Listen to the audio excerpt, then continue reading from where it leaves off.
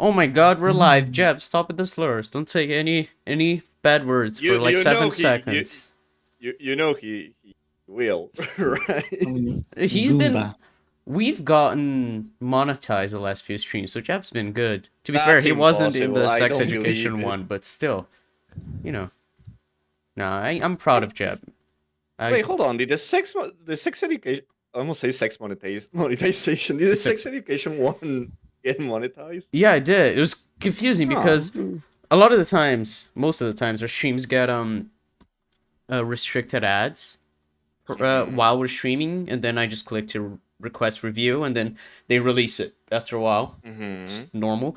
I did have the sex education thinking, well, I may as well, but I'm pretty sure they're not going to let us, because we talked about a lot of subjects. I'm not going to say all of them, because maybe they'll block this stream, but not the one we're talking about. That'd be funny. But genuinely, yeah, they released it. It has full monetization, so... Huh.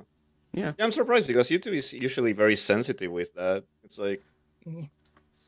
Yeah, YouTube has weird rules, but yeah, we got money from that. We also got like 100 views, so not that much money, but hey. I guess that's irrelevant. Yeah, I guess people don't like when we talk about they don't like sex education as much. Oh yeah, they don't like sex. Yes, you chat, your versions. Yeah, boo you. How dare you chat? Anyway, Mario, no. Hold on. Fran, hey, how you doing? Hi. Yeah. You know why I was since you guessed it on our channel. Hi. Yeah, I was fighting them. Eventually I beat Jeb. I'm missing Sky like in a punch out, but no, usually it's like I'm not much of a movie guy. Obviously Mario's a different topic. So it's like, I know no one asked, but where's Fran? Oh. Yeah, no, everyone keeps asking about Fran. Of course. Last time you were on was the 2nd anniversary, apparently. Yeah. We did cover MatPat in the meantime. I hope you're not mad at us for not including you in that one. I don't remember what we did on that stream, actually. What was the MatPat? That we did not masturbate, I'm sure. Sex education doesn't work like that, Jeb. Yeah. What MatPat videos did we watch? I'm actually very curious now. I know it's a film theory. I don't remember which one. Could it have been a Sonic one?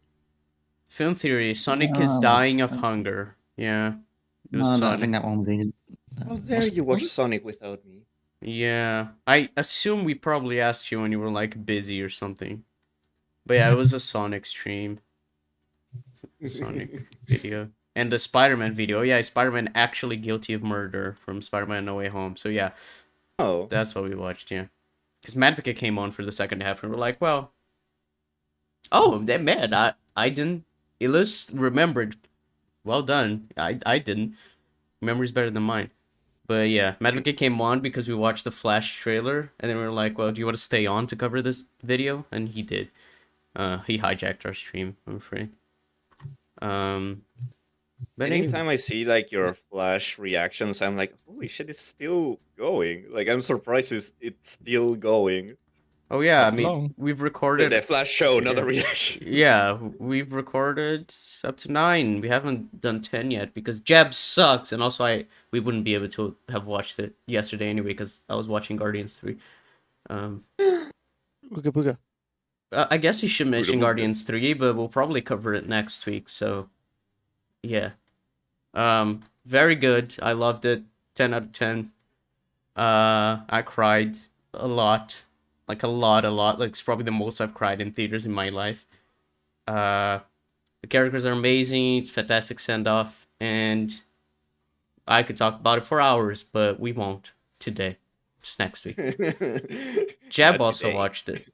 Do you have anything you want to say, Jeb? It was going to be part of my recommendation corner. No, you can't do Guardians 3, Jeb. Are you fucking kidding me? I haven't really seen anything. No, I don't care. You can't just fucking recommend Guardians 3 as a recommendation. Usually, recommendation corner, like it's an option. Classic niche recommendation. Guardians 3, the latest Marvel movie, so niche. But like, what? I haven't really watched anything else. That's your own fault, isn't it? That's your issue. Yeah. Sounds like a movie skill issue. I agree. Mm-hmm. But oh, Recommend some okay. game or some shit. I don't know. I haven't played any games really. Okay, I'll speak about Guardians now, but I guess I have to think of something. Yeah, I saw Guardians about 3, 4 hours ago now, and the more I think about it, the more I'm liking it. The more I'm discussing it, the more I'm liking it as well. It's the perfect way to end the Guardians trilogy, I'll say. And it's like James Gunn's magnum opus to me. Although I suspect we'll see another version of that in the DC universe at some point, but whatever. Even the stuff that I was worried about, like Adam Warlock, Gamora, where I felt like he's going to have a lot on his plate due to Infinity War and Endgame, he's tackled them in very inventive ways that also really fit what he's trying to do with his film. This is easily the darkest MCU film, and I'm very glad for that. I think it needed to be. It's also probably the most emotional MCU film. A lot of people cite Endgame, but to me, this is a lot more interpersonal. So I tend to favour that. And the Guardians have been very consistently strong in character. So the High Evolutionary is probably the best MCU film at the moment in my mind. Me Like too. every scene he just fucking captures. Every scene I am fucking terrified of him. And I can't say the actor's name for the life of me, but perfectly cast. He is excellent. If Marvel did this more, I'd actually be invested in Marvel again. But alas, I think it could end up being better than Across the Spider-Verse. It's a very easy contender to be better than that. It's that good. Chukwudi Iwuji? I'm not entirely sure if that's actually how you say his name. That He's dude. from Nigeria. Yeah. He's in Peacemaker playing an extremely different role because in that he's extremely stoic. But yeah. Wait, did you not see the fucking like the tweet from like Blue Angel says like if he was to be in a DC role, what would you cast him as? I'd cast him as a butterfly. You know, and it's the same person who made the whole Peacemaker put on the shirt thing. Yeah, I know, but I made a joke off that. I was, bouncing off the joke No. by making another joke. I'm that witty. I am interested. Like when Jay was talking, it's like he said, "Oh, Endgame's called dark." I think that's only because it's like the characters you meet for so long through these movies they die. But other than that, I don't remember Endgame being like super dark. And No, but serious Jeb and shit. said that it's emotional Endgame, not dark. Yeah. Which are two different Sorry, my things. bad. Because Guardians 3 is definitely Yeah, the my most bad. dark, and I would say the Yeah. most emotional. The thing is with emotional, which is harder to quantify, obviously, but it's the kind of thing where, like, if compared to Endgame, this film, fuck, I don't know how to describe it. Jesus Christ, I did not mean to do this. This film tackles a lot of heavy subjects that are Oh, okay. related to the characters you love, and it recontextualizes a lot of the events in the prior films and makes them a lot more hard hitting in those moments because you can understand more of their viewpoint in the process. Fucking Christ. There's something. I did something to ECUM chat. I'm trying to fix it, okay? Don't worry, guys. You killed the chat. I did. I killed chat. Hold on. Honestly, It's fine now. I'm surprised Feige allowed Gunn to do a lot of the things Gunn did. Yeah. And I'm thankful Gunn was allowed to do it because it kind of had to be done. Jesus Christ, Jeb, you're calling High Evolutionary THE. I'm just gonna read it as the. I'm sorry, man. There's no way I'm not gonna read it as the. It's gonna annoy me. Please. Can one of you do a rendition of Peaches? Friend, that's your cue. Oh no. Hold on. I need the lyrics to be very, very faithful. Please go in on the I love you. Just go all in, Fran. Okay. No, not Peaches from Justin Bieber. I want Jack Black's Peaches. You want Jack Black's peaches? I'm sorry. Oh damn. Yes.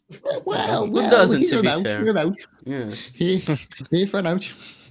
Let him cook. Okay, okay. There's a scene in Community where Jack Black's dick slipped out. Did you know that?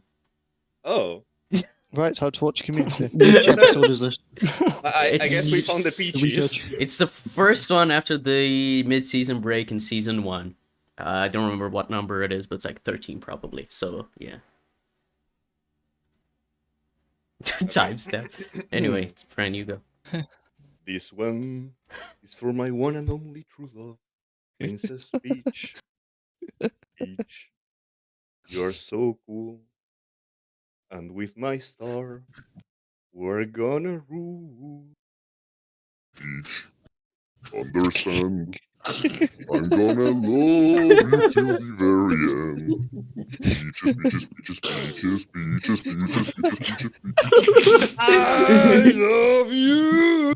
Oh, peaches, peaches, peaches, peaches, peaches, peaches, peaches. I love you. Thank you. Thank you, Fran. Thank you. Pleasure, my pleasure. Thank you. Fucking crying. That was the best moment on any ECUM, honestly. If the Thank audience you, thank you. donates 1p, every time you donate 1p, No, Brad will stick it again. Oh, what no. do you think my throat is? I can't handle that. I promise you. Jack I'm Black not is this. nothing compared to this quality singing, I agree. Thank you, thank you. I've been practicing. Thank you. Yeah, we noticed. Oh, Hail Shadow did a number. It really helped. Oh me, oh my! If I did that today, oh me, oh my! I remember Jeb was like, "Oh, you should do it with the Infinite song. Infinite doesn't have the sass Shadow has. You know, the Shadow intro is different to Infinite in every capacity that it's just." But you could have a hood up, the mic near you, and you're like on your knees as if you're Slim Shady. But it's Just sing Infinite. it. I don't like Infinite. That's the point. You're meant to pretend No, you that's like it. not the point. I love Shadow. Who doesn't? Like, yeah, the movie isn't even announced or shown, and I know Sonic 3 is going to be amazing because Shadow's in it. Like, it could be If- shit, and I will say it's amazing because Shadow's in it. I don't care. So anyway, the recommendation corner. Mrs. Not Mrs. You're not married. Miss Tin. Oh, congrats. Oh, I got married. What the fuck? I literally just said you're not married. Can you catch up? Is that your recommendation? Yeah, recommendation. Yeah. You could recommend your partner. If I had one. Anyway, go. Right, yeah. I posted on Twitter a few days ago, but I purchased Batman Year One, which pretty much everyone knows what it is, but it's a graphic novel by Frank Miller, made back in 1980. It was the 90s, I think. It was the 90s, and it's basically the general sort of origin story of Batman, and I decided to go for that since I want to get into comic books, so I figured I'd start at the proverbial beginning, as it were. So I chose that, and it's a damn good friggin' read. It has a really good sort of atmosphere. Despite atmosphere, it has a very good sort of feel. It has a very sort of dark, grimy feel to it, and pretty much captures basically it's basically it's weird because technically this is in reverse, but it's like if the Batman was a comic book. That's the sort of feel the way it was done in the film, but it very much feels like that. So it was really good, and I fully understand why it's so critically acclaimed. Would you say it works for someone that has I don't know if it's my case or not. I know some Batman, but not all of it by any means. Do you think it's recommended for Batman noobs or something along those lines? Yeah. Yeah. I mean, Yeah, it's and, kind of it's the beginning of Batman's story. But Not the it's- beginning as in his Okay. actual origin. It's basically the Yeah, same it's- way that the Batman, the 2022 film Mhm. is.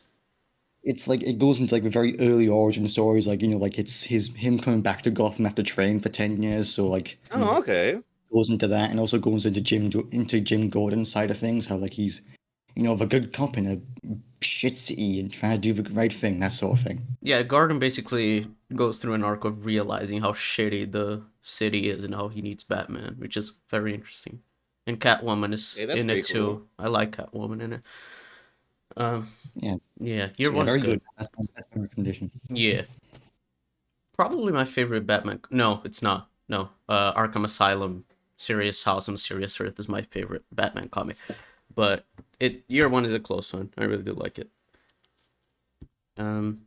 Fran San, what about Yeah. you? What did you Okay, so consume that you would like for people to consume? I'm more of a games guy, so I'm gonna throw a few games, both from like backlog things that I've been playing recently. One's a very funny one because I never played it before, but it dominates the internet. Basically, it's Metal Gear Revengeance. All the Senator Armstrong memes and all that shit. It's a really fun time. It's really short, but it's a really fun time. It's basically, hack and slash. You don't really need the previous Metal Gear lore. Like I thought I would be lost, but doesn't care. Hmm. It's just a funny swordman. And in a more recent way, Resident Evil 4 remake. I think it's the latest game I played outside of like Street Fighter 6, but that's in demo. I would say Resident Evil 4 remake is definitely like a go-to. It's not really like if you're a horror, if you're scared of horror, funnily enough, because I'm basically a scaredy cat. I don't like horror at all. Hmm. You're gonna have a great time anyway. It's not like really scary. So yeah, those two. Okie doke. Jeb, say something that isn't Guardians 3. I'm gonna Mario, recommend- Guardians 2. the Mario I'm gonna movie. recommend Galaxy of the Guardians The Galaxy of rocket the Guardians. starring film. You know what would actually be funny? If you'd played the Guardians game and you recommended that. Now that would be funny, but you didn't. I'm not Oh, playing trash. I've heard that's- that game is good. I played it So for have I. like 2 hours and I talked to TC about it. It seems pretty cool. I remember Amazing. when we watched the trailer, we were like, "Oh, the frames are dipping," but apparently the game's pretty good. But not many Yeah. people played it because of the Avengers. Yeah, I and I think that didn't help. yeah, the Avengers really did fuck it over, and on launch it had quite a lot of bugs, but is made better after a while. Which is just like, yay, love that business practice. Anyway, Jeb, recommend something. I don't know, I some guess- Sonic shit, some Sonic I haven't Advance played 2 or Sonic some shit. shit. I'm actually going to recommend, and it's quite abnormal for me. And I played the beta, but I'm going to recommend the actual game because I think it'll end up good. And that'll be Crash Team Rumble. If it isn't obvious, I'm a Crash Bandicoot fan. When I heard this game was being announced, I was like, I don't really care because I'm not interested in player versus player games. I'm a single player person, Mm-hmm. and I think Crash works a lot better in single player. So I was a bit like, yeah.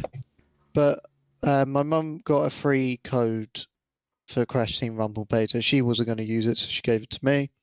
I gave it a shot, and for the first time, I've seen a single player centric franchise take the elements of a single player game and really incorporate it well into multiplayer in the sense of player versus player. What is it like? Is it like a Smash type of game or I was about to ask, what No. game would you compare it with? Like, whether you played or not? Fortnite?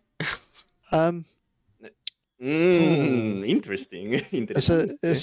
It's a tough one. I want to say I haven't played Splatoon, but it gives me Splatoon kind of vibes where you have to try and rack up a certain amount of points, and you've got varied characters with their varied skills, and you work as a team essentially. That's But I don't seems kinda play- interesting. I don't play player versus player, so I'm not good at comparisons, but it feels like as if I'm playing a Crash single player game, but there's other people I'm facing against, which is exactly what I wanted. In the short time I played it, it was fluid, easy to control, easy to learn, and it felt rewarded to start mastering it. And if you already know the Crash Bandicoot exploits, they reward you for knowing that. So I kept getting around in the top region because I already knew how to exploit the physics system. So you're saying Ting will be ranked number 1? I hope so. So I hope the full game is good. It's going to be, I think, going to have battle passes and such like they all do.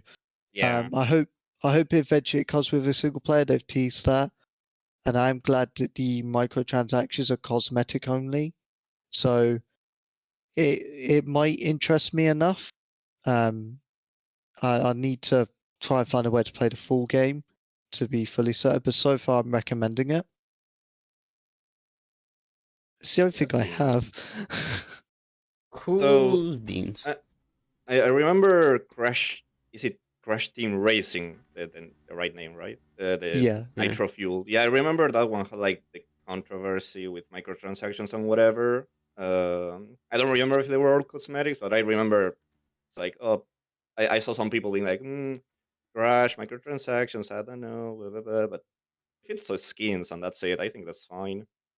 Yeah, the Crash Team Racing one was a bit interesting because it came from a misinterpreted comment in the first place, which is quite funny. I don't think you should have it anyway, but that's just me. It seems to be doing a lot better than Crash Team Racing, especially in the servers. In Crash Team Racing, they were notoriously bad. You could either just disconnect or wait forever. These were very fast, and the game had low latency, and it was very stable. So it seems to be an improvement. We love that good netcode. Cool. I hope it's good. I mean, if the beta's good, you can only expect the game game to be as good. Crashes and dies. I hope not. I trust Toys for Bob. They have earned my trust. Yeah. It's my turn. All right. Beau is Afraid is a film made by Ari Aster. You may know from Hereditary and Midsommar. He directed and wrote those 2 films that are 2 amazing films. This film is with Joaquin Phoenix, and it is fucking insane in all the best ways. It is horror, but not really. As in, like, it is part of the horror genre. It has horror elements, but I don't know if I would call it horror. If that is like the correct way to call it, just because there's like a lot of things about it that aren't like supposed to be horrific and more so confusing or uncanny, which I guess it is a part of horror. So it's more like suspense, I guess, if that's the right word. No, not really. It's very hard to describe Beau is Afraid with like a genre. It is just an insane film. It's the story about this guy played by Joaquin Phoenix who's like afraid of everything. And the film is like completely and extremely metaphorical. It's entirely a metaphor for things. So like a lot of things are like, oh, this is like absurd. This would never happen in real life or in a consistent universe. A universe that's pretending to be like ours. That's because the universe in the film isn't pretending to be like ours. That is fucking bonkers. But it all works to tell the story. That is very interesting. It's also fucking long. It's like 3 hours long, but I was interested throughout. And Joaquin Phoenix kills it. It's a really, really fantastic film. I don't really know what's compared to. It's just really insane. It's also bit graphic. Unhinged. If you don't want to see penises, do not watch that film. Yeah, warning. If you don't want to see penises, don't watch the film. Yes. Okay. So if we want to see the peaches, the Jack Black peaches. Yeah. Yes. Gotcha. Yeah, I don't know. I really, really loved it. I think it might be my favorite Ari Aster film. It's hard to pick because Hereditary is just phenomenal. Midsommar as well, but I think I've like Hereditary more in terms of like just how scary that film can be. It's like one of the few films that actually got me like genuinely terrified while watching it. There's like a specific shot that fucking scarred me in terms of like scaring me. And I watched that film like a couple of years ago. It's not like I was a child or anything. Yes, pianists. Yes, if you don't like seeing pianists, don't watch the film. Pianists, yes, that's what I said. So yeah, Beau is Afraid, highly recommend. Very good film. Zodiac Gamer, Zero Dark Hi. Gamer Zodiac. You. That's me. It is you. Hi. I've not done much at all recently. The only bit of media I've really sort of done lately that I've either not recommended already or we're talking about today is Jedi Survivor, and I can't recommend that. He just went up to this thing and then it just went, yeah, I can't recommend that. Yeah. Yeah, I thought at first it was like, oh, I can't recommend, and then I heard can't, and I'm like, oh boy, it's here. I don't think Zordon just has the point of recommendation corner anymore. Yeah. Sadly, yeah. That's the thing. It's the only media I've done recently, and it's just all the technical issues. It's just like I can't say that anyone should get it because it does do. I'm sorry if other I things. stole RA4 remake from you as a recommend choice, because Nah, I know they've you were already done playing that- it they've as already done well. that like many times. Yeah, I did that a few weeks ago. Okay, Yeah. sick. Yeah, it's just like the game does do other things quite well. Like, the story does. Like, well, at first I wasn't sure about it, but then it did win me over by the end. And there is a lot of gameplay stuff that I do really enjoy, like the different lightsaber stances and whatnot. What But- about the PowerPoint presentations? I love the Calcestis slides. Yeah.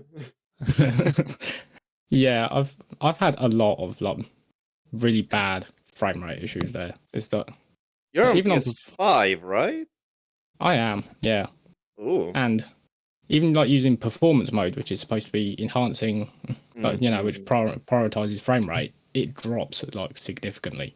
Like Ugh. there have been times where it's just like it's borderline unplayable, and it especially doesn't help when like there are times when textures just refuse to fucking load. Like, Yeah, I heard Redfall had the same issue, like compared to something that came out.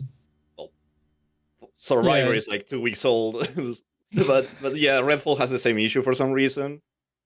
yeah, like the amount of times I've been on the main planet of the game, and it's just like, I've been running around with the ground just literally just not loading. They're just like the doors, just everything just looks really bad for a while, and nothing loads properly. Like, the frame rate is just off. Tin, are you wrestling with your microphone? Yeah, I keep hearing. Yeah, what are you doing? I was And the typing- crowd I was- goes wild. I was typing my what's to give a nickname, but yeah, I'm wrestling. If that's more interesting option. It is more interesting, yeah. Anyways, Oh, good. you can I get forgot I some- watched Together with Link. Yes, so I said just from now all that stuff, it's a hard one to recommend at all because I'm sure it will get patched eventually. Like, give it a month or two, it'll probably all be sorted. But like, still, the fact that it launched in that state at all was just like that's just it is just kind of embarrassing. No game should be launching like that at all. But Yeah, it's weird Yeah. how many of them. Like, obviously, this has been happening for a while, right? Like a while. But April and May, like the beginning of May, just these 2-3 days, they had some really unstable and borderline unacceptable releases, which I'm honestly pretty shocked. Like, yeah, it's pretty weird. strange because like we started off the year with like Dead Space remake and Resident Evil 4 remake, and both those Yeah. games have been like massively popular. They launched in a very sort of complete state. It's and then like we've just suddenly come to like now where we get like Redfall and this. It's like I don't know what happened.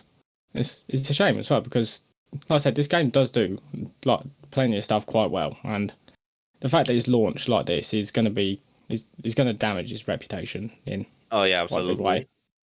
And so, just like the stuff it is good at is just going to get brushed under the rug compared to all that, and it's like it's a shame, but you know it's all warranted because it shouldn't be. This shouldn't be what we're getting. But I didn't Tis- finish it, but you go.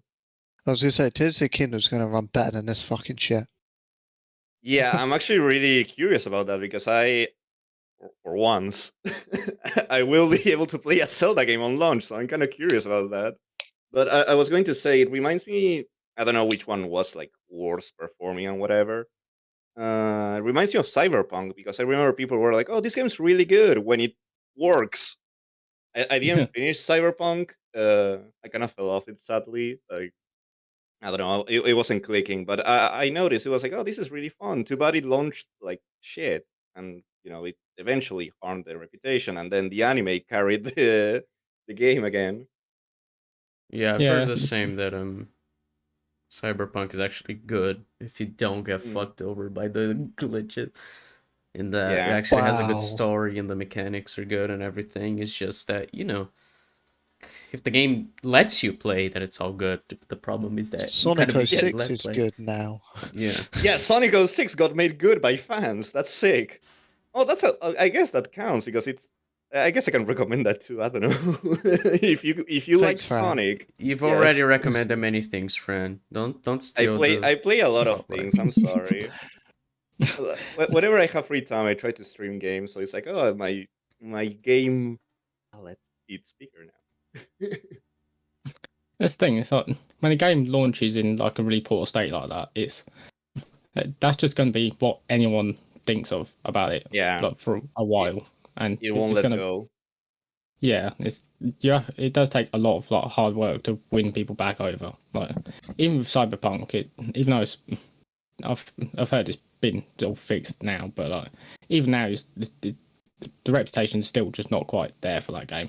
Like, Yeah. It's not like they entirely fixed it either. There are a lot of glitches from videos I've seen of people still playing the game to this day and be like, look at how the state of the game currently is.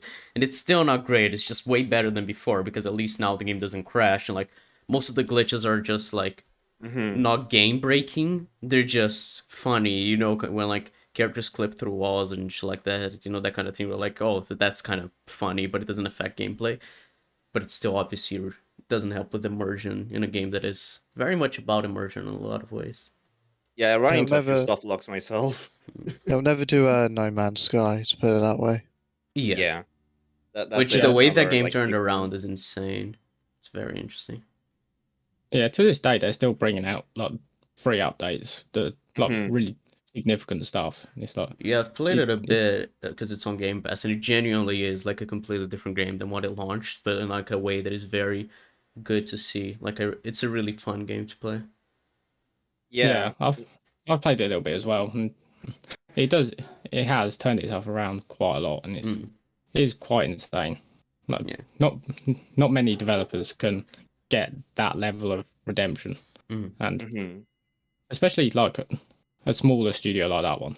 But they managed it, and you've got to respect that. Yeah. But Oh yeah, absolutely.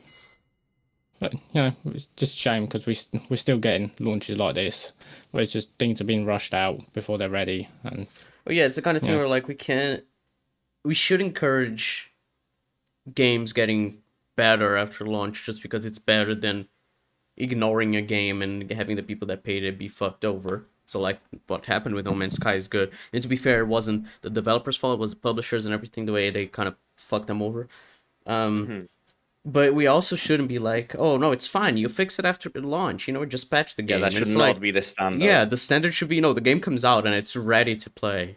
It's good to go, but that's not the standard anymore for how games are made, and it's extremely infuriating. Especially if the games are getting more expensive. Like, Yeah. I get the standard side of Sky and me. Don't count for this, but $70. It's like, okay, I understand why the prices are increasing, but you shouldn't be releasing the games in this state if that's the price you want to use. Yeah. Yeah, and there's some games like Resident Evil 4 where their release, and there's obviously just, like some stuff that they have made but they haven't put in, that hasn't they didn't come with the game. Like they've locked it behind like the mercenaries mode.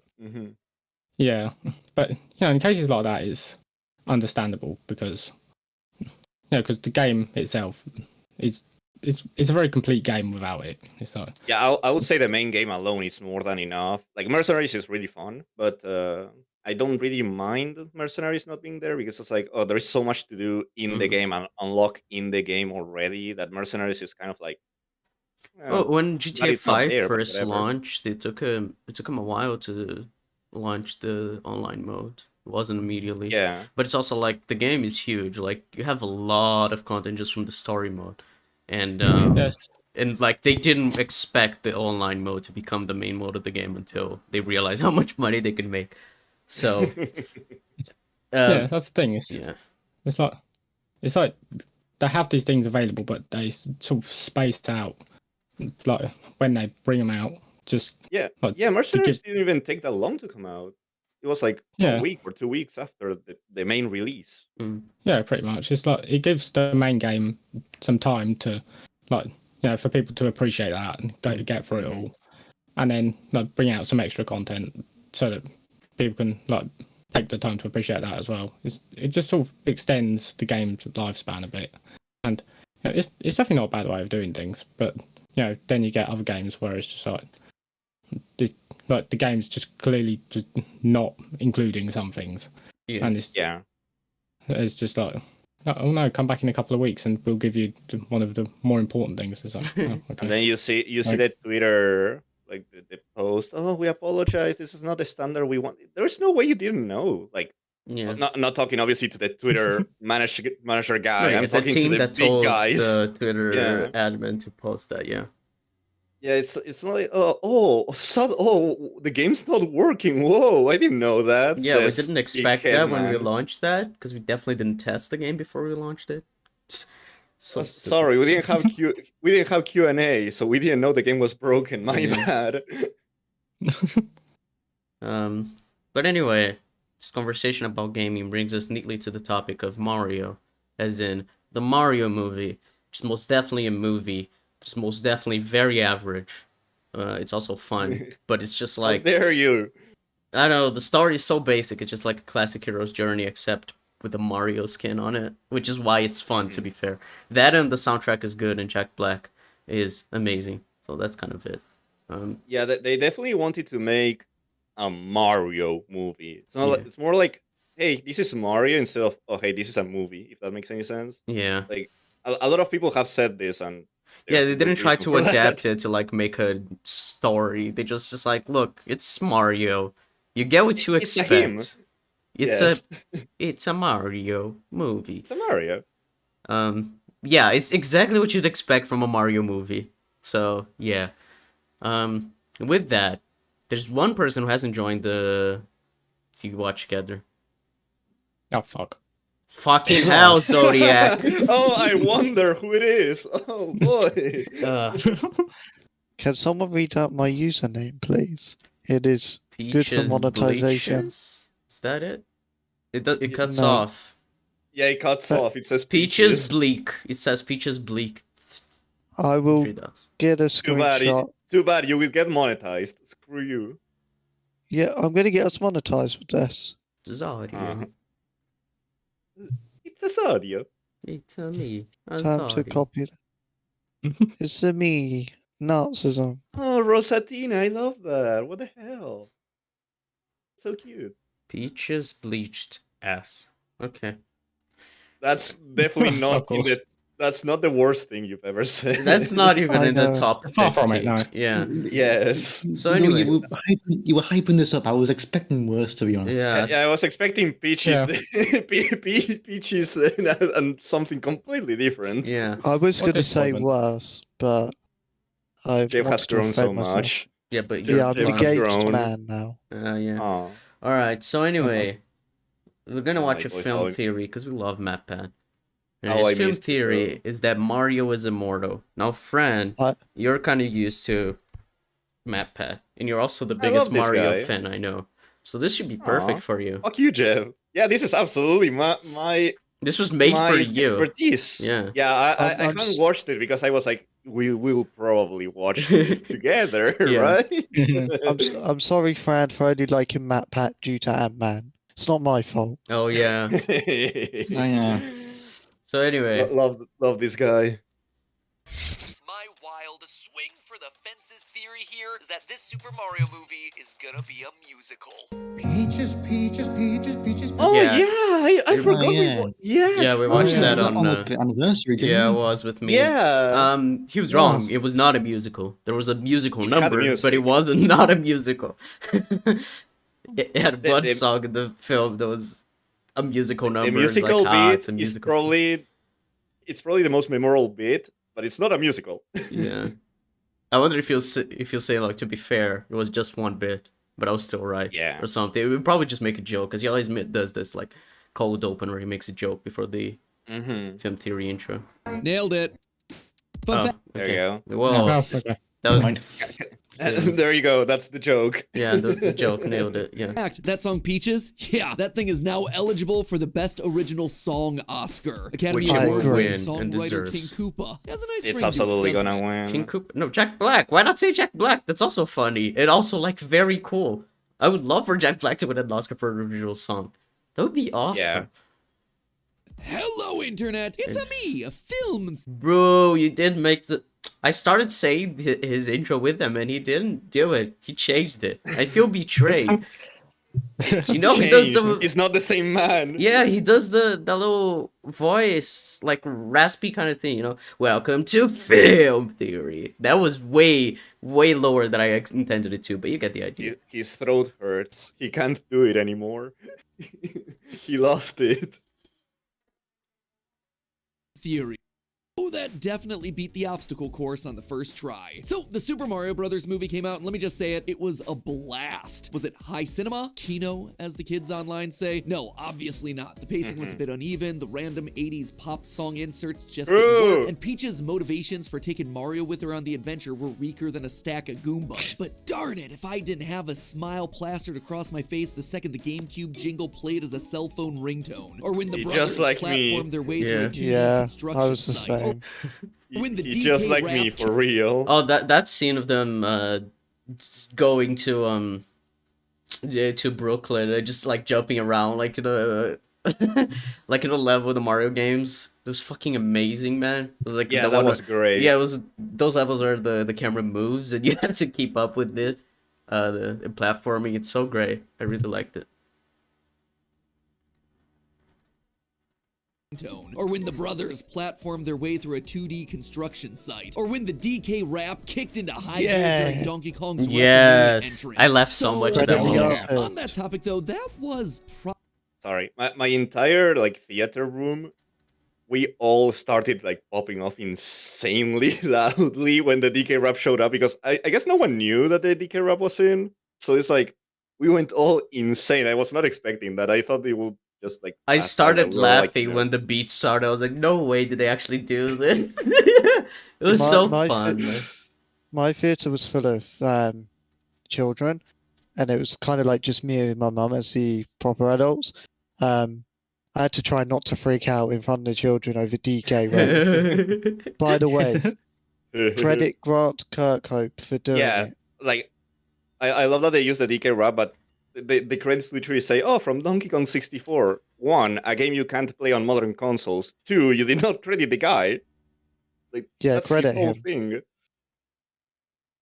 Hopefully with WrestleMania the entrance. digital So release. awesome. On that topic, though, that was probably my biggest complaint about the movie. The creator of the DK rap isn't credited. Yeah, well, Oh, Yeah, that's okay. right, MatPat. See, That's right. Get him, MatPat. Yeah. Get him. Damn. MatPat is as big a Amen. Mario fan as Jeb and Fran. It's pretty impressive. Let's go, MatPat. Let's play Mario Maker the together. other songs have their writers and musicians properly Mario's credited. missing. Yeah, from Donkey Kong 64. That's bullshit. Fuck off. Yes.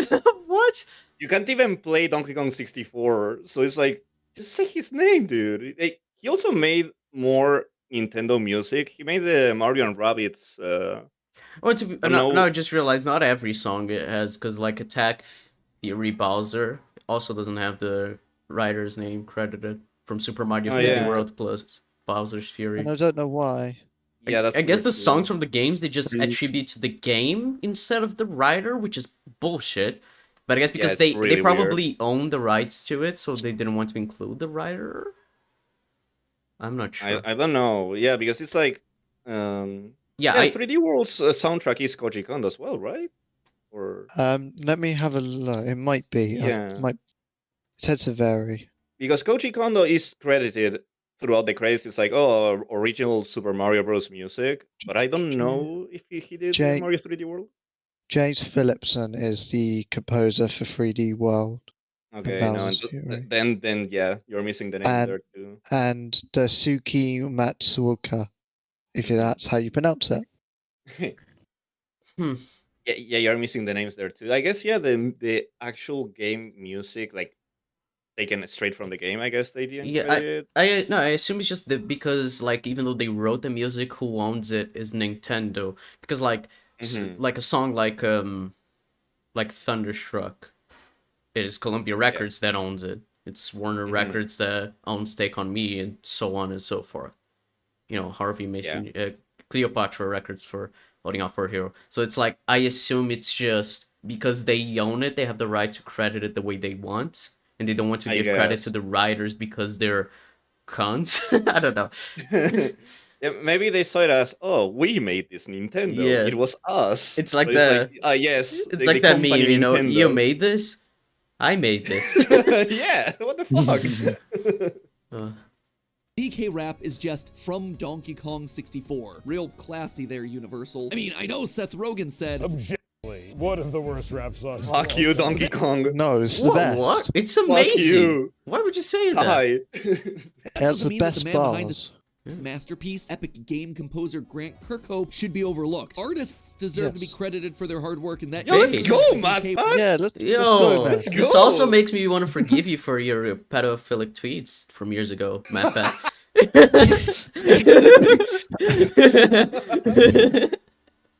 No, nothing's better than math. Not even I'm that. sorry. Whatever the video was. I'm sorry, just because we're agreeing with MatPat, but I don't want to give him the credit of people thinking that he's actually a good person. MatPat sucks, okay?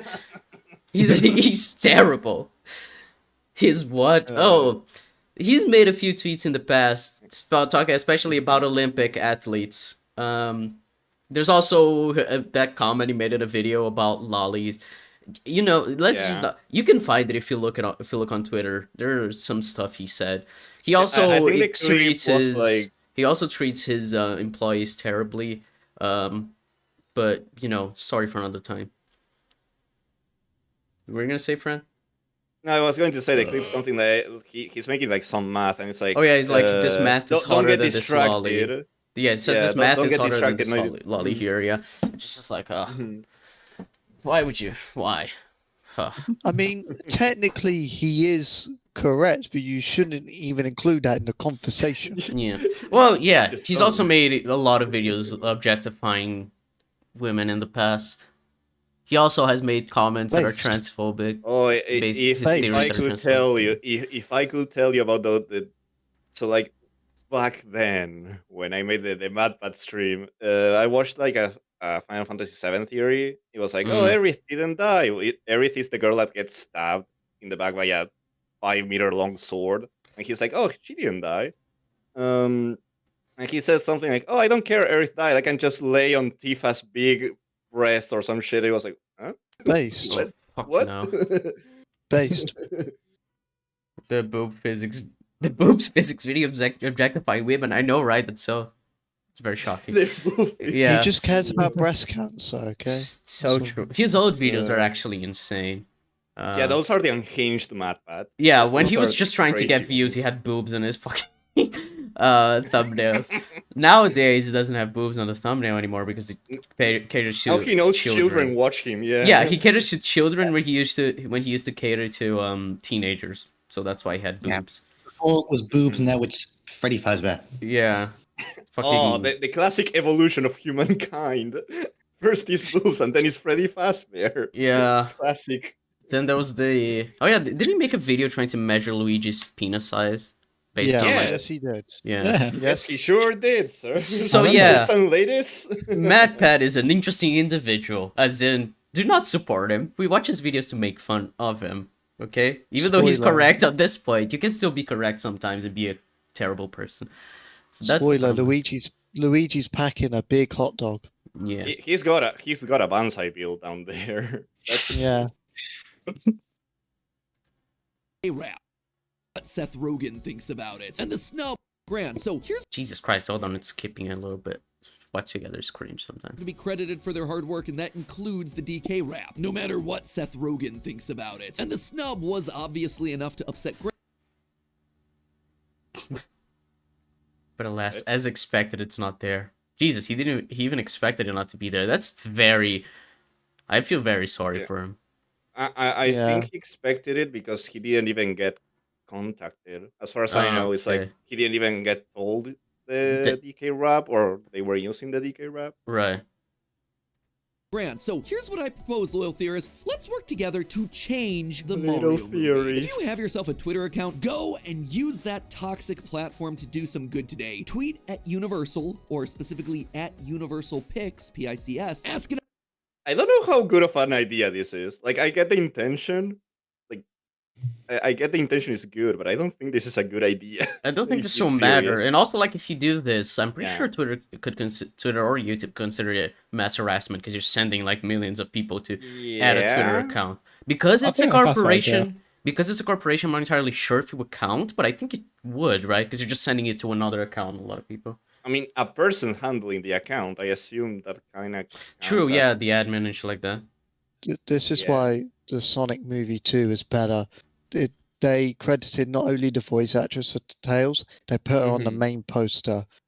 Fuck you. But they have we no win. Sonic game music, so you lose. I Yeah, think I those care. movies suck because they don't have ice cap zone during the ice moment. Yeah, I care more about Zero, VA's that's for the being person in credited. chat asking, millions. Yeah, this video had 2.7 million views. MatPat has 12 million subs on this channel. MatPat is very relevant Yeah. somehow, somehow. But yeah, he still gets a lot of people watching. So yeah, Can't I wait to can see- easily imagine a 12-year-old going on Twitter. Hey, Universal, fuck you. Fuck you. Can't wait to see you guys' reaction to episode 9 of season 9 for The Flash. It was fun. I loved that episode. It was garbage, but I like Oliver, so yeah. I'll go Yeah. with that one. That was basically the idea. We Yeah. enjoy Oliver, nothing made sense. Barry's a terrible character. The rules make no sense, but Oliver's cool. So You yeah. have failed this city. That was such a fucking hype line, man. I was so hyped. Unironically, I loved Aw. it. It was so cool. them to change the credits in the digital release of the Mario movie to include all the proper credits for the writers and performers of the DK rap. And make sure ironically, you I use hope the so hashtag too. Save the DK rap. So we Why can are you get this just puppy doing the DK rap? As I said, the 3D World one also had Yeah, that. I Is it think just because not because- many people pointed it out. Yeah, it's just Not like many pointed it out. So. yeah, but why? This is what It's annoys dumb. me. It's because people It are is like, dumb. yeah, because MatPat is only doing this because it has enough attention. It's like, oh, if I do this, people are gonna think I'm good. But there's also someone else who has way less attention who didn't get credited. Like, just because Grant's tweet got 40k likes doesn't mean that the person who did the 3D World soundtrack doesn't deserve to be credited as well. You showed in the screenshot of the movie the movie's credits that there was another person who wasn't credited. You were like, oh, every other song was credited with the writers. Like, no, that's actually not true. In the screenshot you showed, it's not. Can't you just like do the minimum amount of research? Fucking hell. No, you see, someone on Twitter didn't point it out about 3D World, so it didn't Yeah, it's happen. exactly that. It's just like, this seems extremely performative. Like, if you actually cared, you would look through the credits and be like, wait, it's not just Grant. What's his last name? Or hope. Kirkhope. Yeah, it's not just Grant Kirkhope that wasn't credited. Whatever. trending. Enough attention if media outlets and YouTubers and with the story, maybe Grant and everyone else who worked on this thing will get the credit that they deserve for writing a song that so many people love, or at least me. I was so hyped when they played this. I Me will fully too. admit my bias here. I'm not usually the type to get Yeah. really excited about nostalgic like member berry stuff, but man, that was an Easter egg I did not see coming and it hit hard. But beyond the music, the missing credits, Wait, I'm sorry. Why did Fran go, huh? I think I spaced out for a second. Yeah, he said something like, "Oh, I'm not driven by nostalgia," but I don't think that's true. No, I think From what I MatPat loves remember. nostalgia. Yeah. A lot of his videos are based on loving nostalgia. hyped when they played this. A lot of the FNAF videos are like, "Oh my god, they They first- did the referenced thing! the first game." Yeah, The thing! What the Oh, the fuck? thing! Yes, I love the thing. that they deserve for writing a song that so many people love, or at least me. I was so hyped when they played this. I will fully admit my bias here. I'm not usually the type to get really excited about nostalgic like member berry stuff, but Maybe he doesn't get excited. Maybe he just likes to farm it for his YouTube videos. Which, like, you know what? That's true. knows. Yeah, we know you don't care about the stuff you make videos about. So. Hey. Man, that was an Easter egg I did not see coming, and it hit hard. But beyond the music, the missing credits, and the beautiful animations, we all know what I was really there to see: the lore. Let me tell you there, friends. I'm so glad he said the lore and he didn't zoom in to Peach, because I was Yeah, I was expecting, I was expecting him to say the lore and then zoom in on Peach, be like, "Oh my God, Peach is so hot" or something, because I'm a 10-year-old child who needs to objectify every woman I see on screen. Yeah, I thought he would do that too, but thankfully. Yeah, he didn't. He was just coincidental that he had a Peach. He had Peach in the background because he even blurred it, so it's just a trailer playing, like, not really caring about why. Were you gonna say something, Jep? I stayed quiet so you could. Oh say yeah, it. I thought he was going to make a joke about with the song Peaches and zoom in on her ass. I'm not going to lie to you. Mm. No, that's It's too an much obvious editing. joke. Maybe he will. There's still too 16 much. minutes in this video. Maybe he might. That's a lot of editing for him. You cannot do that. The DK rap segment just felt like filler to make the video a bit longer. Somewhat, but MatPat likes to... Well, to be fair, he could do this in every video to make them longer. But I think it's just to make himself look better. Because, like, the topic is Mario. There's something relevant about Mario. If I don't talk about this, people are going to be mad because I have a big platform. So I should bring up the topic. But what annoys me is he knows he has a big platform. He knows he can, you know, actually be a relevant voice about this topic. And he doesn't talk about the other writers or writer that weren't credited with their music in this film. He just talks about Grant Kirkhope. Just like, yeah. Not to discredit Grant Kirkhope, but it's just like, it seems like you're only doing this because it's performative. Anyway.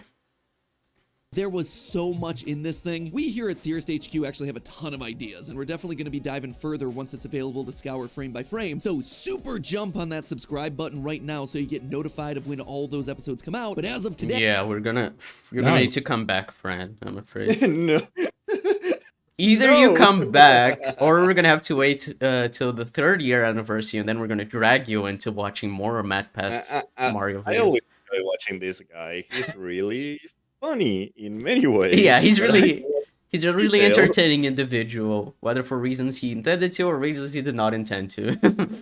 It's a good time to be here. Thank you. I would be glad to come back. That's great, friend. I'm glad. You'd be glad. Hey, in true video game fashion, we're going to be speed running our way through 4 mini theories that may just change the way you look at these core Mario characters forever. Today we're covering everything from Peach's mysterious origins and the twisted logic of the Mushroom Kingdom to the realities of the wider meta Mario-verse. So suck down a mushroom and design yourself a cart, friendos. Let's go! So let's kick things off with theory number 1. You cannot die in the Mushroom Kingdom. Yeah, I actually kind of noticed that, because like, oh, if you get hurt, you obviously you lose the power up, but there are times where Mario doesn't have a power up and he gets hurt and nothing happens. It's like, oh, you can't die. Yeah, it doesn't, like, the Mario, like classic Mario logic works when they have a power up. When they don't, it seems like they go back to like regular logic. Like, yeah, it just seems like they get hurt, but they can't die, which is why I was like, oh, how are you gonna beat Bowser? And the way they did it actually made quite a bit of sense.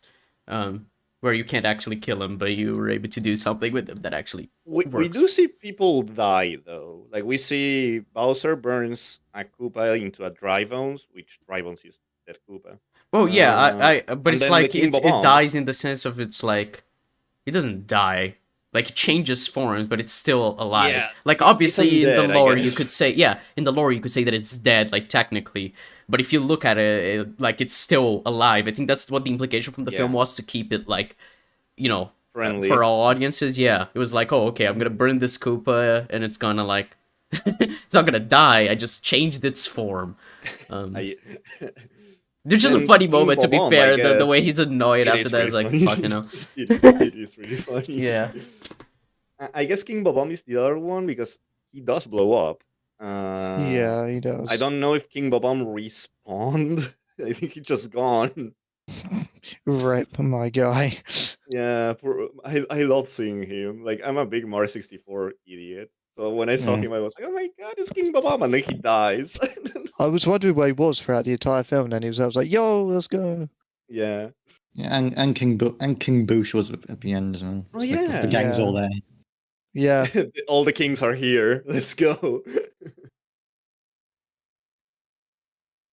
One subtle detail that I think overlooked in this new movie is how they visualize the damage that Mario is taking. Through all of the punishment that he takes in the Mushroom Kingdom, Mario comes away basically unscathed. Yeah, I think it's more just like if you can't die, but you can still get hurt and feel hurt. That's like enough, right? For a children's movie. Yeah, well, after the DK fight, he's like scarred and whatever, and Peach Yeah. is like with yeah, he has healing a him. yeah, It has like an ice pack. yeah. So it's kind of like, yeah, I think that that's kind of the point where it's like he can't die, but the film just kind of makes he can get hurt, so he can still experience consequences, but it's not enough where a child would be scared while watching this film. Yeah. And the only way to actually die would be in lava, which is what the stakes are, but nobody dies because nobody falls in lava, because they save them by the end. So yeah. Also, spoilers, by the way, if you're watching this and haven't watched the Mario movie. I mean, it should be obvious because it's a Mario movie ECUM, but still, I guess I should say that after I've already spoiled the ending. Which, to be fair, I assume everyone would expect Mario to win by the end, so anyway.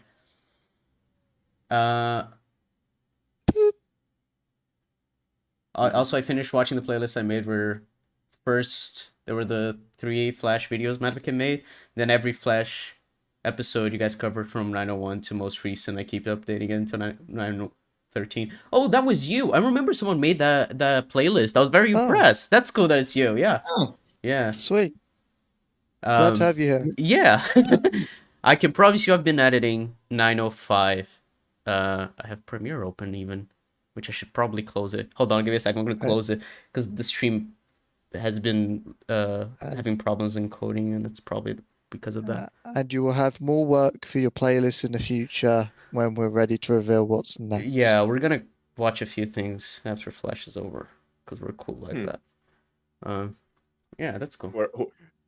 We're going to watch Arrow. Oh, hey, I was in one of those. You were Sheev. You were in a 901. Isn't that cool? You were drunk and then you went to work right after that. You drank tequila. What the hell? That's based. It was so funny because you revealed after the recording was over, so I just had to add in text it like, oh, he drank like I don't know 3 shots of tequila. I don't remember what it was. I just put it on screen. Let's go, Sheep. Not who just tweeted then deleted it immediately. I don't know what it was. I'm it's another binary tweet.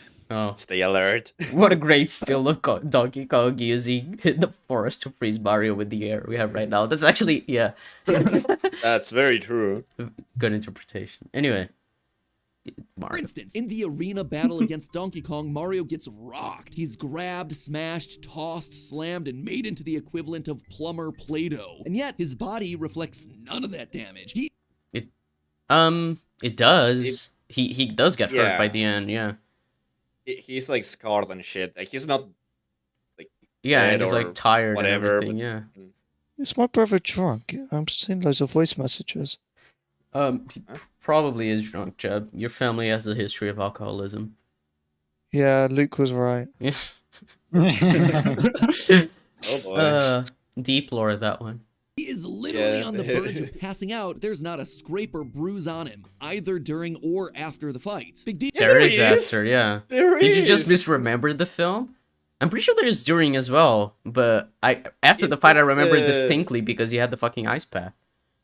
Yeah, and he had like it's one of the more quote unquote character moments. It's like Peach is like, "Oh, you never give up. Well, that's so cool." And Mario's like, "Oh, no one ever said that was good. No one cares that I don't give up." And yeah, he's like hurt and scarred and with the ice thingy, and Peach is helping him. You fool. Deal, right? It's a Mario movie. What do I expect? It's not like they're gonna show the main character bleeding or something. Except that's exactly what they show us during the movie's final fight. During the final battle, all the characters are sucked back out of the warp. Yeah, it's because in the real world they can actually get hurt. It's what I assume. They go into the real world. Like looking back, that's sort of what I kind of assume now that like he's like huddled in the corner with like a broken shoulder or something, and it's like it's like oh fuck, he can actually like really get hurt in here. Which is something that I thought, which is, I guess, his point. It's because if you go into the Mushroom Kingdom, it means you're fine. They can't die. But one thing I find very interesting that I was thinking when I was watching the movie is like, oh, so Mario took them all into the, like, real world, I guess. And when he did that, like, the ship was like tearing through Brooklyn. Didn't Mario just kind of kill like hundreds, thousands of people even? He sure did. Yeah, I was They thinking, bullied man, him. that's My very hero. funny. Yeah, I thought, oh, okay, they're not gonna address that, are they? And they didn't, because children's movie. But it was funny. Yeah, that's the theory Oh. issue. Shit, the binary says Alon Z. Oh, whoa, that's cool. It's not like the character who says Alan Z has already been confirmed to be in the 60th. Anyway. Don't be mean, poor Jeff. Yeah, I'm working hard here to convert binary. It's very hard to open a website, Google copy the Doc. binary, and then paste it. I couldn't copy it, to be fair, it was deleted. Oh, so you had to copy from a screenshot. So you had to actually type it. Okay, that's actually more work than. Very cool. Yeah. The first time I Yes, actually did it all from scratch, so fuck you. Anyway. Pipe and into Brooklyn. And here, we once again see Mario taking a lot of hard knocks, except this time, his body is showing all the damage, complete with a black eye and a bruise on his cheek. I mean, these sorts of design choices aren't made casually, especially for big feature film collaborations between two companies like this. And especially when one of those companies is Nintendo. One of the companies is also Illumination, so maybe it is, because Illumination likes to just do things that don't make sense. If you watch the Sing movies where every background character is just like a copy of the like 5 same assets that they have where they look like the main characters. Even it's so dumb. I hate Illumination. Anyway. One that's protective of their characters that they gave Disney notes about how Bowser would hold his teacup in Wreck-It Ralph. It's also not like Bowser was rougher with Mario out here than anything we saw happen inside the Mushroom Kingdom. There are multiple occasions where both Mario and Luigi probably should have died during their adventures. Adding to this idea, early on in the movie, we see Bowser uses flame breath on a disobedient Koopa. But instead of killing him, this act scorches off all his outer flesh, transforming that Koopa from a turtle into a dry bones. What this tells us is that people's biology seem to act differently across the different worlds or kingdoms of the Mario universe, and that, for whatever reason, the Mushroom Kingdom is one where your spirit or living self is somehow contained within the bones of your body. What this tells that's me- what Sheep said in chat. Sheep said that. He's like, he said, oh, MatPat maybe he's going to say that. Big because penis. we knew this. That's how he introduced it. Jeb said big penis out of nowhere. I'm gonna ignore that. I mean, yeah, I think Mario movie. Yeah, I think MatPat is just right on this one. I kind of agree with the point of like, yeah.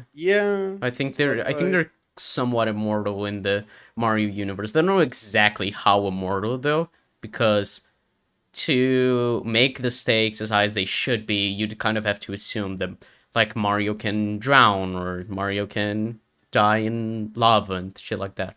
Well, they were very scared when they were in the eel, when DK and Mario are in the Unagi. Yeah, guess they were like, "Oh shit, we might die." I guess animals can also consume them. I don't know. It's purposefully made unclear so that it's easier for a child to watch this content without getting scarred for life. A child crying because Mario's getting destroyed by the acid intestines of the eel. Yeah, so kind of made it a bit lighter than you'd see in a R-rated film. But yeah, I kind of think like based on the logic of what we see in the film, I think MatPat is right on this one. So hey, first theory, first correct one. I'm proud of you, MatPat. Me is that in the final act of the movie, as Luigi is lowered down into the pit of lava and nearly burns to death, what really would have happened if that scene had continued would have been him turning into a living skeleton rather than immediate and permanent death. Still Oh He no, would have been a Luigi dry has MatPat bones. eyes. I don't think that's what the film is trying to imply, but sure. I think the film is better if it says he'll become a dry bones, because that is very dark. Yeah, sure. It takes away the entirety of the stakes because he's still alive, but yeah. Well, no, he's not. He's literally like a skeletal zombie. Yeah, he'd be the exact same as he is, like MatPat is saying with this theory. Your soul is contained within your bones. He just won't have skin. Yeah. Who needs skin? It's just not. Fran, we got skin and people who organs. don't like dry bones. Yeah, I know, that's kind of cringe. Imagine. Yeah, they don't understand the dry bones law. Only we do. Like, I'm actually trying to think if we ever see, like, outside of costumes, if we ever see like non-dry Drive-on skeletons? I don't think we do. We don't. Yeah, I'm trying to think like Goombas and shit. There are not. Well, Dry Oh, Bowser, but he's the same There was shit. a Doctor Who. Oh, for fuck's sake, Twer, go kill yourself. If you get turned I was into a looking- dry bones and then go to the real world, all your bones instantly collapse and you die. I would assume, based on this logic, that yeah, you'd only be able to be Yeah, alive if you stayed in the Mushroom Kingdom. If you went to the real world. Following then you're this, yeah, following the theory, I guess that's right because we see.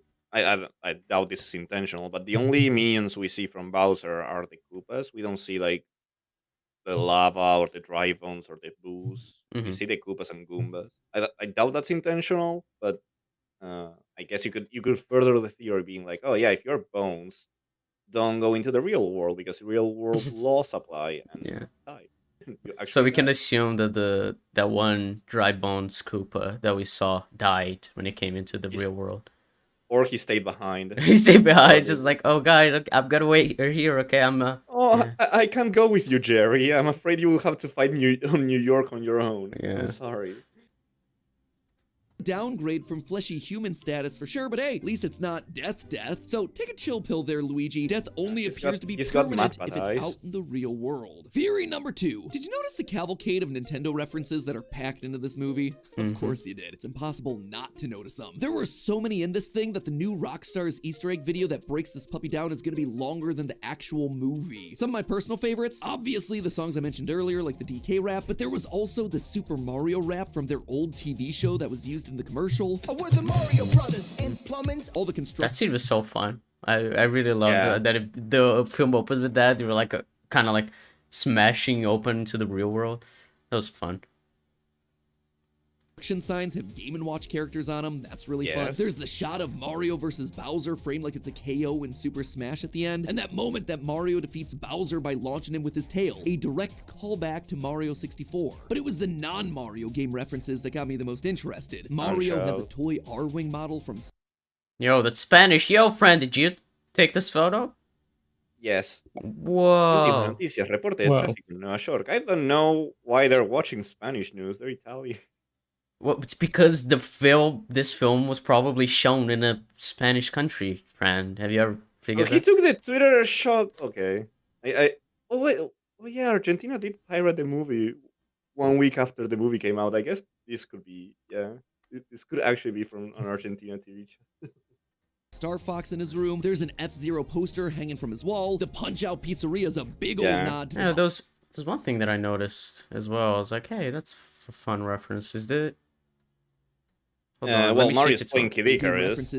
Oh yeah, he's playing. Yeah. That's Mario has a toy R-Wing model from Star Fox in his room. There's an F-Zero poster hanging from his wall. The Punch-Out Pizzeria is a big old nod to the boxing adventures of Little Mac, which is also fitting since Mario was the referee of that original game. There's also an Ice Climbers Easter egg on one of the awnings of the streets of Brooklyn. There's the whole scene of him playing Kid Icarus. Yeah, that's what I noticed. Yeah.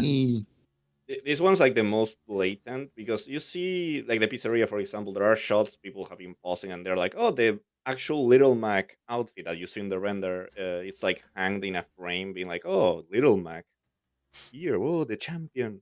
But it's like those things is like blink it and you miss it. Kid Icarus is like, you really need to blink and you miss it. Hold on. Because the person in chat is asking how'd you find out about the playlist I made. Just asking because it was private until like 2 days ago and I made it public for my friend who started watching the channel. Maybe it wasn't you. No, oh yeah, it was another person. Someone called Echo the World. Who also made a playlist just like yours. Has added our stuff. But hasn't added They all are too popular. But they haven't added the newer ones. They stopped on 902 when we already have it till 904 out, so yeah. Y'all played them electro gaming. Yeah. So it was actually another person. So apparently this isn't the first person who did this. Which is interesting. They also seem to have some issues. Yeah, 819 and 820 aren't here, I assume because they were deleted and re-uploaded 1600 times. I assume it's probably the same with 903. Yeah. But yeah. It was you. That's actually kind of funny. Someone else. Yeah, but yours is more up to date, so you're better than. No, I'm kidding. Nobody's better. But yeah, that's what happened. I actually thought it was you, but yeah, it's on a different playlist. It's called like Madvocate the Flash, so yours is different. But that's kind of cool, actually. The more than one person has done that. Which we're gonna talk about, but to me, it's what isn't there that stands out the most. In a movie that's literally a Nintendo victory lap, crammed full of every IP they Where got, Zelda- the missions are telling. Did you notice the distinct lack of anything related to Zelda, Metroid, Yes. Pokemon, Kirby? Well, that tells Well, me that Nintendo has Pokemon carved and those IP. Kirby, Pokemon and Kirby is a bit weird because Pokemon, like, yeah, obviously I think it's 51% Nintendo, 49% the Pokemon Company. So Yeah. Nintendo and Illumination, Universal, whatever, they will have to go to the Pokemon Company and be like, "Can we put Pikachu's face in this window for 2 frames?" And that already is quite the deal to deal with. Um, Zelda, Metroid, I'm a bit surprised, but I guess the idea was, oh hey, all these IPs we never use, what if we put them in the movie so people are happy? I think They remembered. I think MatPat's gonna probably go to the conclusion these ones are gonna get IPs, which is fair so. Yeah. Hmm. Yeah. I was thinking Zelda- the same. It's probably going to be like, oh, these don't exist in the Mario universe because they are in their own movie universe or whatever the fuck. I do think it's Zelda- weird to say Pokemon when like Pokemon has so many like stuff in media. Like I had fucking Detective Pikachu. Jeez, that was 4 years ago already. But you kind of get the idea. I'm pretty sure they're making a Detective Pikachu sequel. Basically being like, think I'm not so. actually sure if they would include it in this like Nintendo big movie universe, and it's kind of like Pokemon has done its own thing a lot in terms of movie adaptations and everything.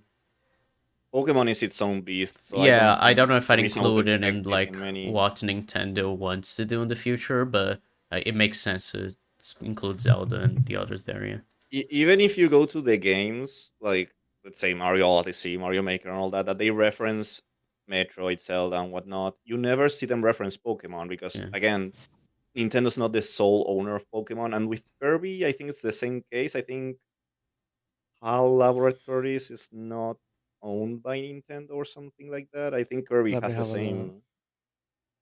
It's not as detailed as with Pokemon, but I think Kirby is like also owned by more than just Nintendo. So Mhm. It seems apparently Nintendo is the one that owns Kirby. There's no other ownership. oh, okay, so HAL is just at the okay, my bad. But Yeah, yeah, but I looked at Pokemon absolutely it's harder to do that because you need to talk to Pokemon Company and get their rights and blah blah blah, and it's harder. It's way harder just for single reference. But Yeah, and the I'm rest, pretty I feel sure like if you yeah, do, it's because like if you can reference your own things, you're not like having to, pay money to other companies because it's not just like asking to have a reference to it. There's all image who rights is and this everything. Miyamoto guy that wants me to reference that? Who is this Miyamoto trying to reference Miyamoto Zelda? You fool. Yeah, so it's like you need to pay royalties and everything in terms of like image rights and whatnot. I'm not exactly sure what the terminology would be, but you get the idea. okay. So for Kirby, it seems like a case of when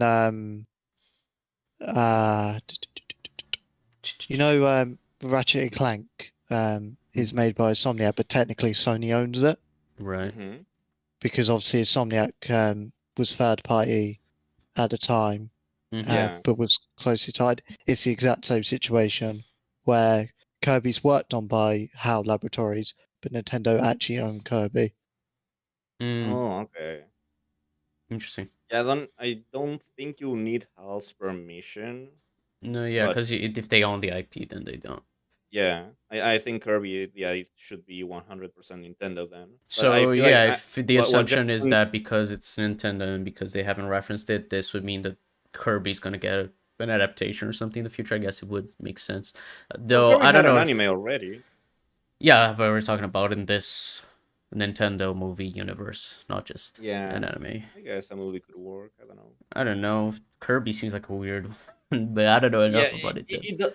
If you think Mario is basic, Kirby, it's even Yeah, it's beyond he basic. just sucks stuff, and it's like a platformer. Eats. Yeah. I don't know. I It seems think- very like I don't know how you tell a story from that, but yeah. I don't think a So- movie would work. I think it should be like a cartoon, like episodic. Each episode has its Right, own right, right. plot. Like a villain of the Yeah. week kind of thing. I think that would make a lot Yeah. more sense, yeah. But it would have to be Zel- like very aimed at children as well, which is kind of like a very basic, like Yes.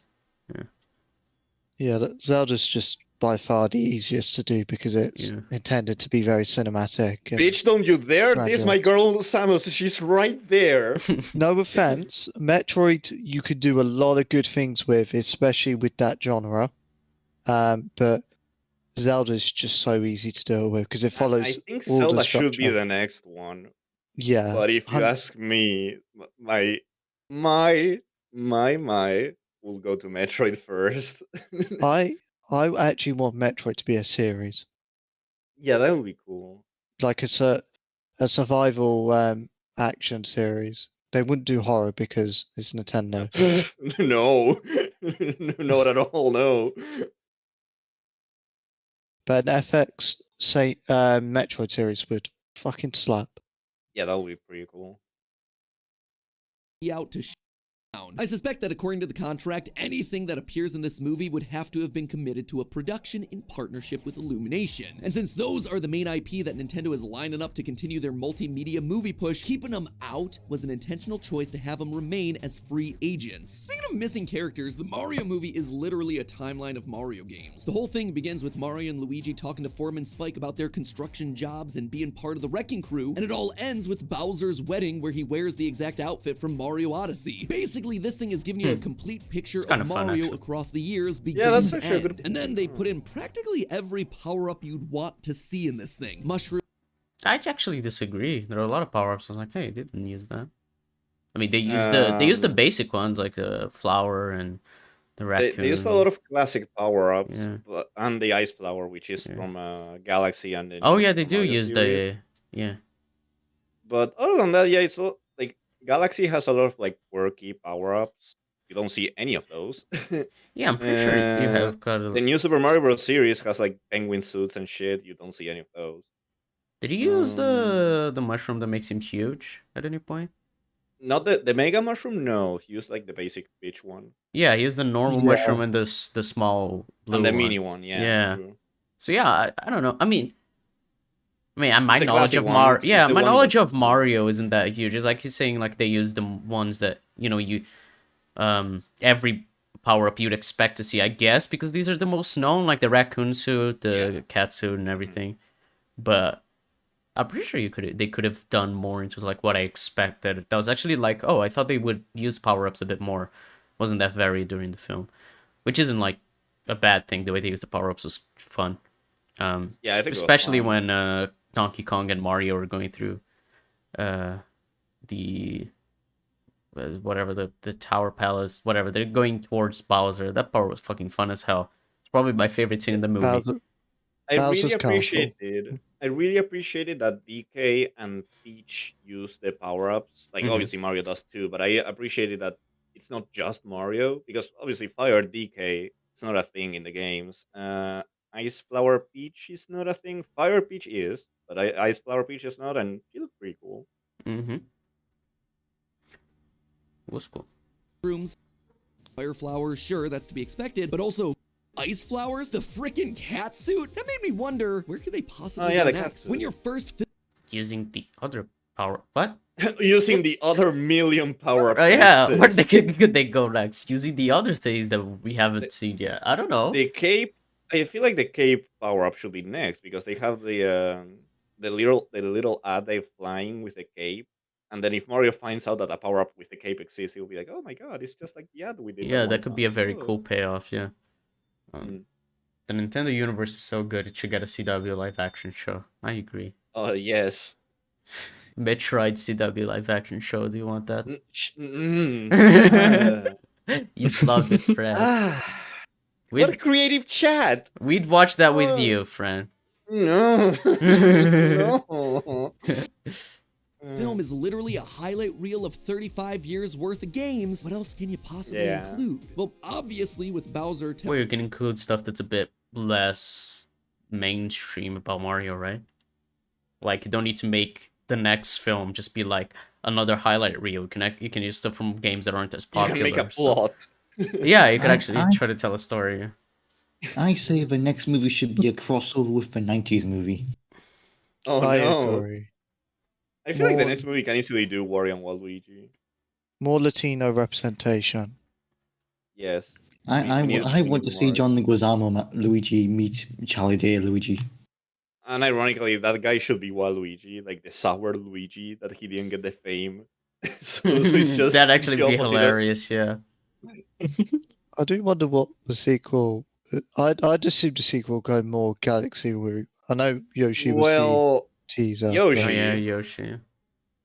I guess Yoshi. Oh yeah, that's actually like the dumb for MatPat. Be like, oh, what they're gonna do next? It's Yoshi. It's obvious. They set up with the fucking post credits. Isn't that obvious? Yeah, but I found that scene really weird because it's like we It is see weird. Yoshi's in the movie. Like it's not like, oh, Yoshi's Island doesn't No, exist. yeah, No, the it's scene right itself there. is dumb because it's like it's not like it's the first time we see Yoshi, which it should be if it's being like, oh my god, big reveal. Yeah. But in terms of setting up a sequel, it's kind of obvious that it's gonna have something to do with Yoshi, which is also like very different from like the stuff we've already seen in this. It's like if you say it's a highlight reel when you don't have anything with Yoshi in the first film, that kind of shows you that it's not exactly a highlight reel because Yoshi's a huge part of the Mario like brand. Everyone knows what Yes. Yoshi is, who Yoshi is. Yoshi. Yeah. Yoshi. Mm-hmm. Rarely.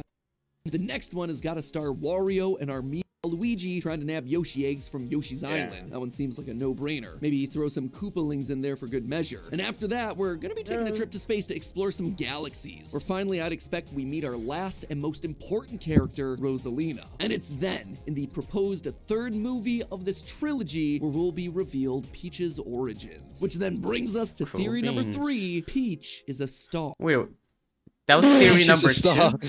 No, sorry. I thought you. Hold on. Theory number 2 was like what the future films will be. Is that what? Yeah. Yeah, Yeah. like That I was think phrased weirdly. I guess it's because it didn't like Yeah. structure is like an actual like conclusion to his point. But yeah, I guess probably that's what they're gonna do. Wario, Waluigi, and then Rosalina and Peach. Yeah, sure. Makes sense. He just didn't use a lot of like evidence for it. It's like, well, where can you go? And it's like, oh, this is where you go. And then he moved on. It's like you could have substantiated your point, I feel, like a bit more. Instead of just saying things. But yeah. I thought he would say Peach is Rosalina's daughter or some shit. Not Peach is a star. Well, we'll see. Like, what he has to Yeah, say that's about what he did have a theory about that before, and it was like Luigi's. Wasn't Yeah, that, like, back in Luigi and the- Rosalina. Yeah, That was like back in the whale days that he's like. Yeah, it was in the Peach unhinged is like MatPat era. either Mario's or Luigi's daughter or something, because like there was a Yeah. whole thing on who the father is. and it was because Rosalina was left-handed. it. What fucking Luigi's amazing. left-handed. No, I actually miss those days when like he actually put a lot more thought into his theories instead of just dumping like the first thought on the page and going, "Yep, that'll do." He was basically like, well, Peach is right-handed, Mario's right-handed, but Rosalina's left. Do you know who else is left-handed though? Luigi. And then went on this whole thing about Luigi. It's so funny. Of course, he holds the racket with the left hand in Mario Tennis. So Which means- they So fuck. is Peaches. Of course. I miss unhinged MatPat. Now it's like all formal and shit. I want insane, stupid MatPat. Not sexist MatPat. I just want unhinged MatPat.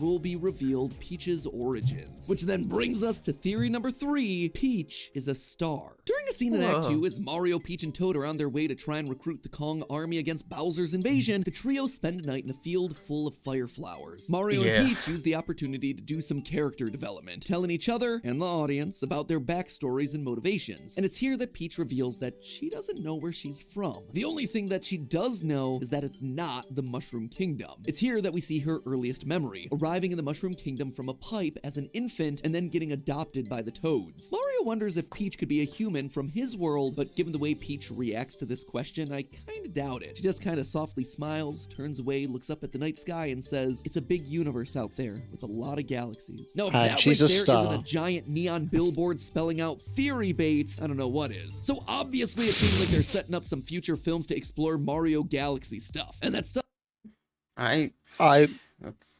I'm trying to see the through line in all this. I'm failing. Yeah, if very that's much all so. she says in the film, I'm not exactly sure what he's gonna gather from it. What I would say is that I like that they're using like the Mario thingy for the animation to do that bit because it doesn't have the film footage, because obviously the film wasn't out in digital when he made this. So I like that. That was cool. Thumbs up. It was like, are we going to suggest that maybe she doesn't want to talk about where she's from? Or are we going to go that she's a star? Let's see. We're going to go that she's a star. It is very interesting though that he's like, oh, because the way she says it implies that yeah, she's right. It's like, what? How would she know? Does she just have a feeling? Like Finn and the Rise of Skywalker. She's like, oh, I don't know, the way she says it, because she said she doesn't remember anything, but she says it in a way that implies she does. So, suspicious.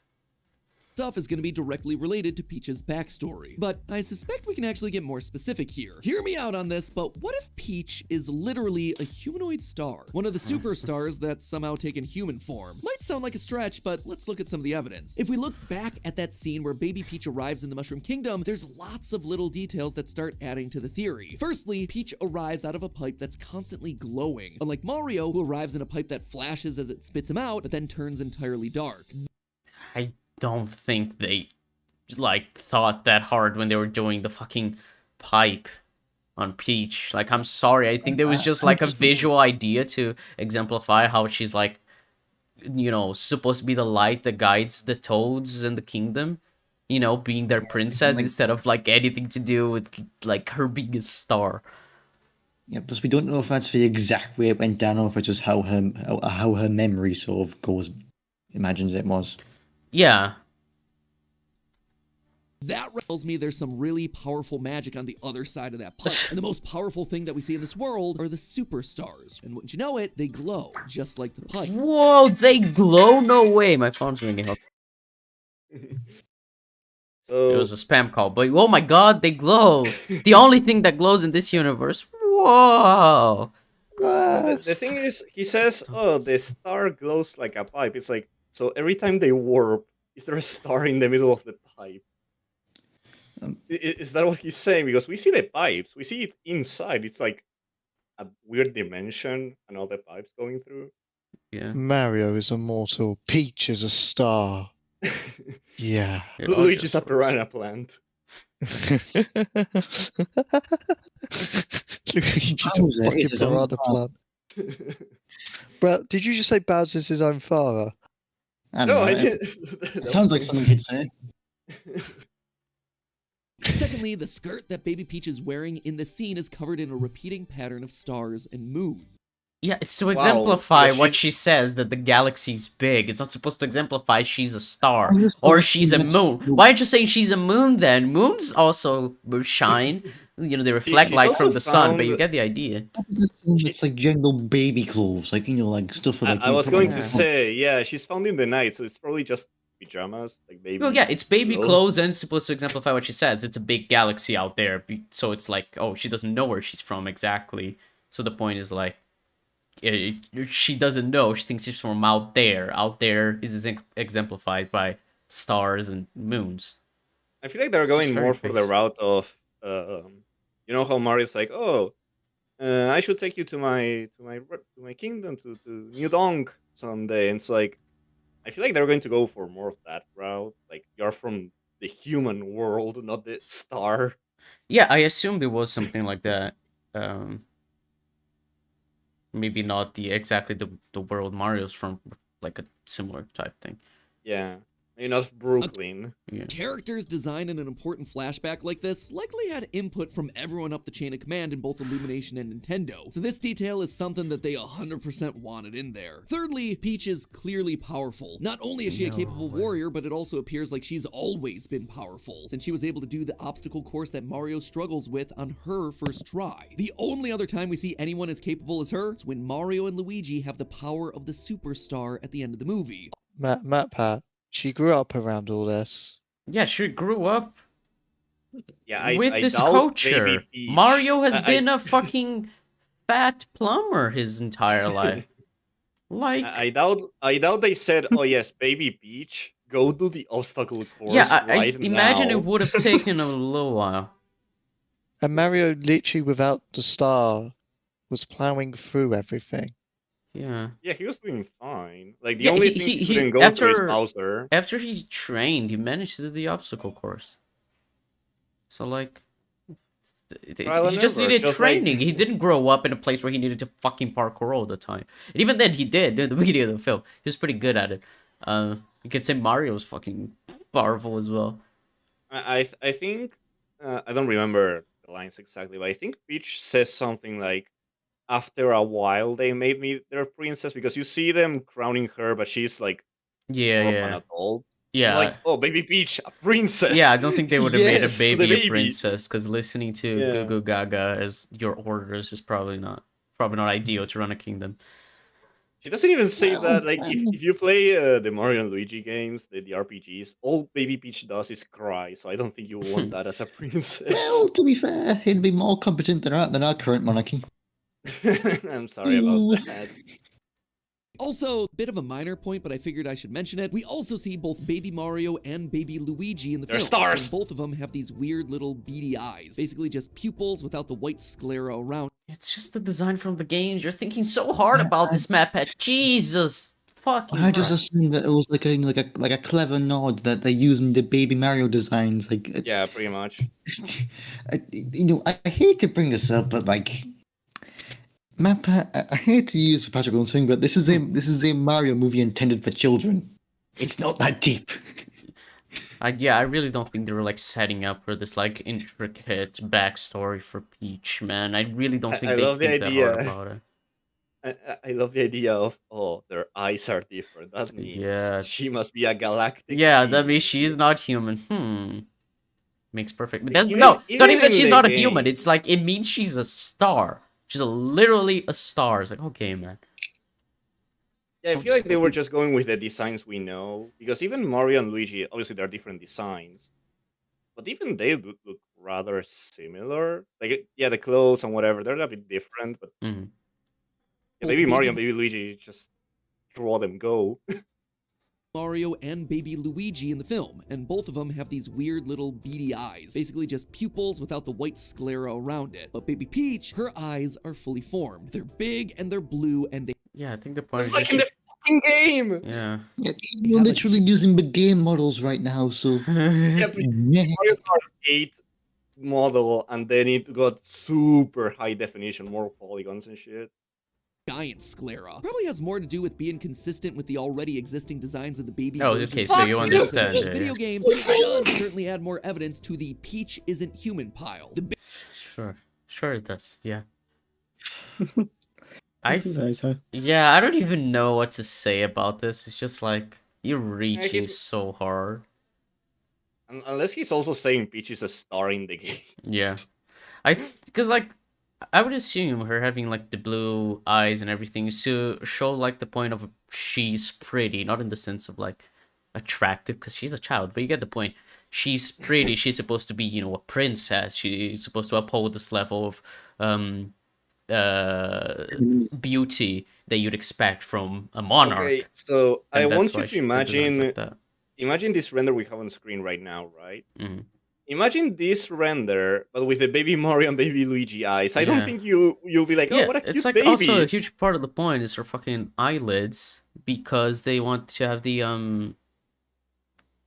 you know, the thingy, like the cat eyes. You get what the point what I'm making. I've forgotten the words, but you can understand what I mean. I don't know, man. This seems like such a huge reach. Yeah, it's basically we need a third theory. Yeah, and he's still got a Some fourth after reason- this, so we'll see.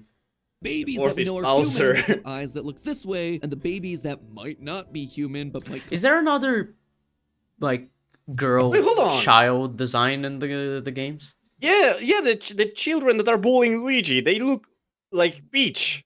Well, there we go. They have human regular dog shit eyes. They don't have dots, black dots of eyes. Yes, because I would assume it's probably like the boys have the other types of eyes, the girls have like the pretty eyes. For example, if I part of why they're girls. It's like the same way it's like Peach when she's older. She has the she's not when she's older, but it's like her hair that Bowser even mentions, like the heart shaped hair she has, which I find hilarious that it never moves and everything. It's just like she's supposed to exemplify a level of beauty because she's a princess.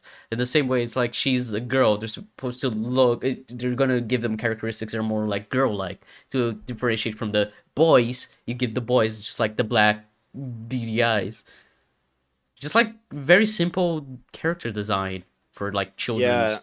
Not children's only stories. that, but Baby Mario and Baby Luigi, they were made back in the Super Nintendo days. So obviously you cannot have Baby Peach's eyes, and you cannot redesign Baby Mario and Baby Luigi that much. Mhm. Like what I said earlier about, oh, imagine Baby Peach was with their eyes. Imagine their eyes, but with human eyes. I don't think that will look very Yeah. good.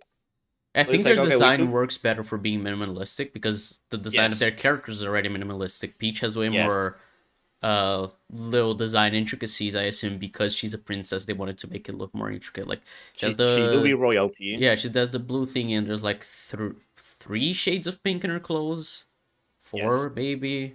So yeah, it's kind of like it's supposed to be way more intricate.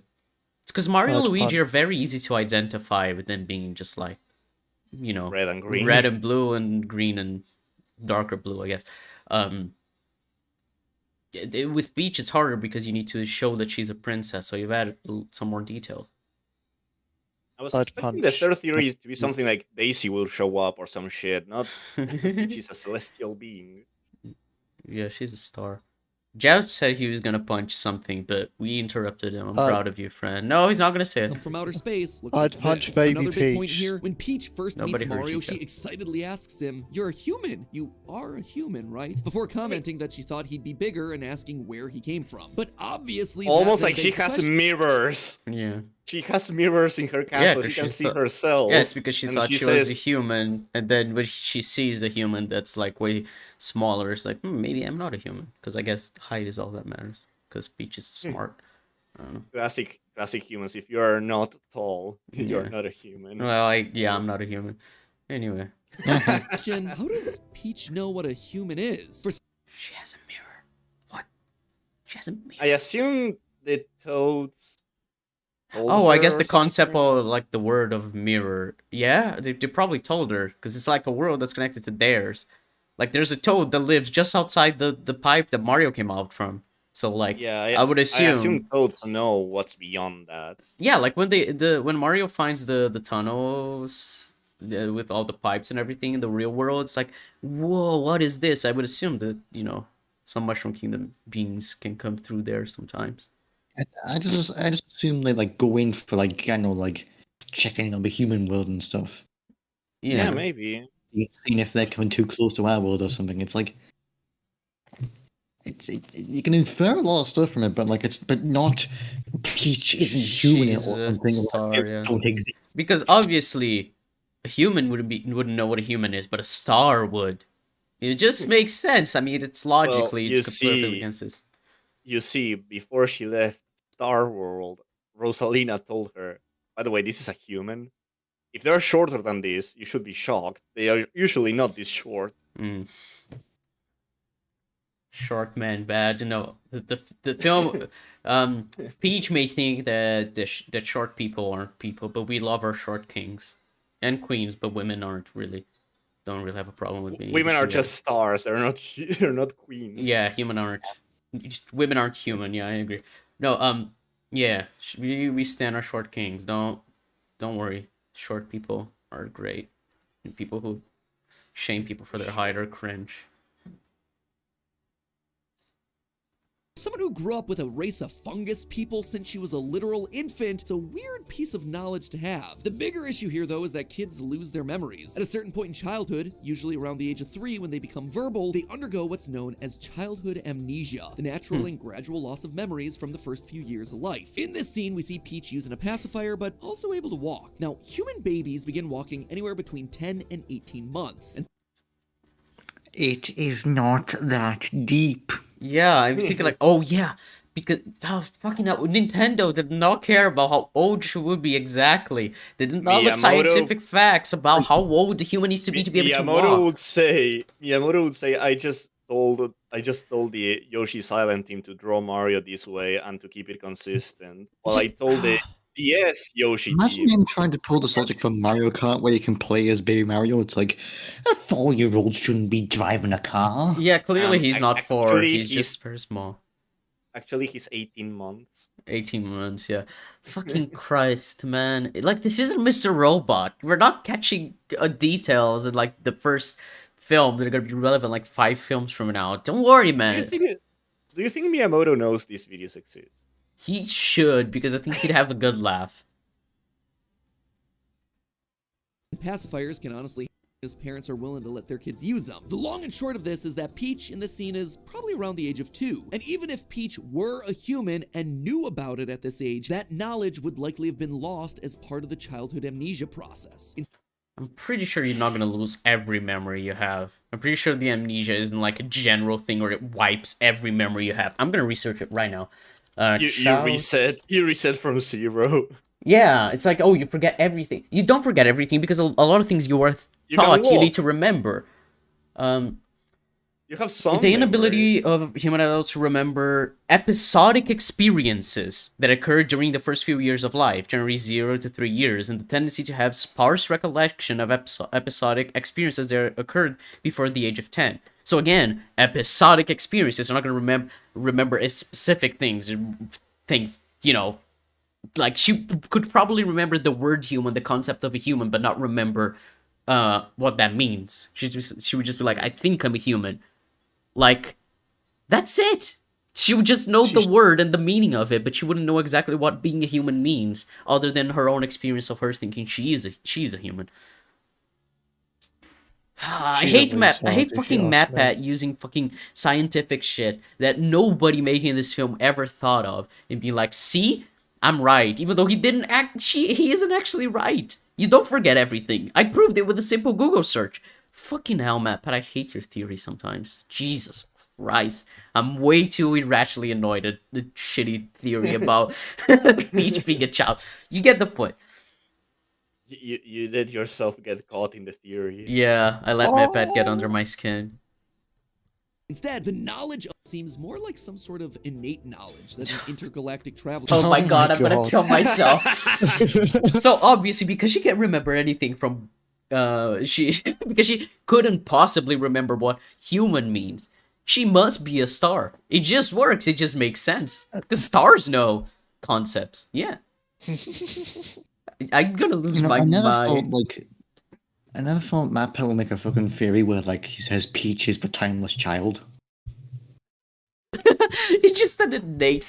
Like, what the fuck is an innate knowledge that a galactic being can have? Oh, it's humans. Do you think that the galactic fucking beings will have a concept of humanity? I don't even know what to say to you, MatPat. This is just insane. You're just saying things. Fucking Christ. Might have, or Jesus. Gotten a lot of... Hold on. It froze for a long time there. Seems more like some sort of innate knowledge that an intergalactic traveler might have, or at least someone who's gotten a lot of knowledge about the different galaxies and the races that are contained therein. There's also a ton of evidence that we can actually bring in here from the games as well. In some truly ancient game theories that are almost 9 years old. Oh my god. Oh god. Well, it's coming back. Old MatPat. World of Warcraft will Unleash save Unleash yourself. We summoned that. Candy Crush designed to addict. I mean, yeah, what? Do you really have to make a 12-minute video on that? That's kind of obvious. My god, these are 80 years old. Look at the FNAF one. This is probably the first one. Probably the first FNAF video. It's called... Oh my god, the fucking transphobic thumbnail there. It's a trap. And oh my and the god. fucking Batman Superman one. I fucking remember when that one came out. I was there on the first day. Jesus Christ. Batman plus Superman plus cow equals...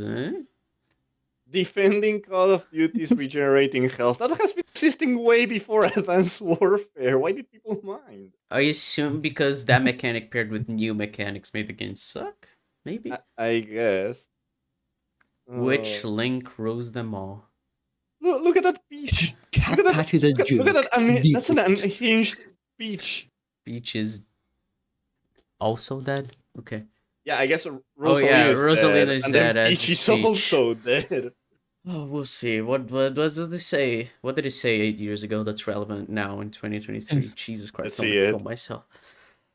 Old at this point, we talked in parentage of the character Rosalina, a space-traveling princess from the Mario Galaxy games, who is, quite literally, mother to the stars. Those theories are great. Is it literally? Because he said quite literally. Is it actually literally, Jeb? Brand? She is in fact, yeah, like all the Lumas, which are the stars, the little guys. They do call her like Mama. Or Yeah, but whatever. Yeah, did they she do. actually make them, or did they just call her Mama? Like, did she rule them? They call her. Not No, saying it. she Not doesn't saying make it. them. She found. Yet, oh my god. If she found them, then she's not quite literally the mother of the stars. The story Because the in point here is gonna be Galaxy- that Rosalina is Peach's mom, Birth which her, means Peach yeah. is a star because she's mother of the stars. But if it's not literally mother of the stars, she didn't actually make No. the stars or birth them, then it doesn't make sense. No. The story in Galaxy is she's in some place where she lived. Her parents are nowhere to be seen, and the Luma, which are the stars, crashes into her facility near her, and she finds the Luma, and the Luma's like, "Oh, you're alone. Let's go explore the galaxies." Right. And then they have sex and they give birth to Ah, Lumas. fuck you. To be fair, that was my feeling. I hate that thought, but I was thinking, did she individually have each star in that As case? far as I know, they find the Lumas as they are traveling. Like there are many Lumas around. Right, so they find them like through their journey, they recruit more and more. Yeah, because the Rosalina, like this is literally a lore book. You sit down, Mario goes into a room, sits down, and hears Rosalina's story. I think it's the Luma takes Rosa, Mhm. and they go to the observatory, if I'm not mistaken, where the Lumas are already there. It's not like, and the lore for the Lumas is they become stars. I think it's stars become Lumas or Lumas become power stars, something like that. Right. The correlation is somewhere there. Uh-huh. So no, they do not have any birth that makes them humans. Right, so this no. theory does not. This Yes, theory does not no. make sense, yeah. To be fair, we did say I'm surprised that the theory is not Peach's Rosalina's daughter. Which now it is, yeah. We're right. Yeah. I guess we were right, yeah. I guess they're gonna change it so that in universe Rosalina in the Mario movies birthed the stars, and Peach is a course. star because of that. It just works. Don't worry about it. Great, by the way. They hold up really well. They're old, but man, to Fuck this day, you, they're some of my they do favorites I've ever not. done. Anyway, to quickly summarize here, throughout Super Mario Galaxy, Rosalina reads from a storybook about a sad little girl in search of a Luma's missing mother. Though it's never explicitly stated, the story is likely about Rosalina herself. In the book, we see glimpses of Rosalina's mother, who looks an awful lot like Peach, and who also has herself Peach's earrings. We also see Rosalina's childhood castle, one that has itself the exact same silhouette as Peach's castle in Yeah, they're basic as fuck. I mean, I guess if you want to infer that, it's like very thin reasoning, but sure. I don't imagine Nintendo drawing an entirely new castle just for a page of a lore book that's optional. Yeah.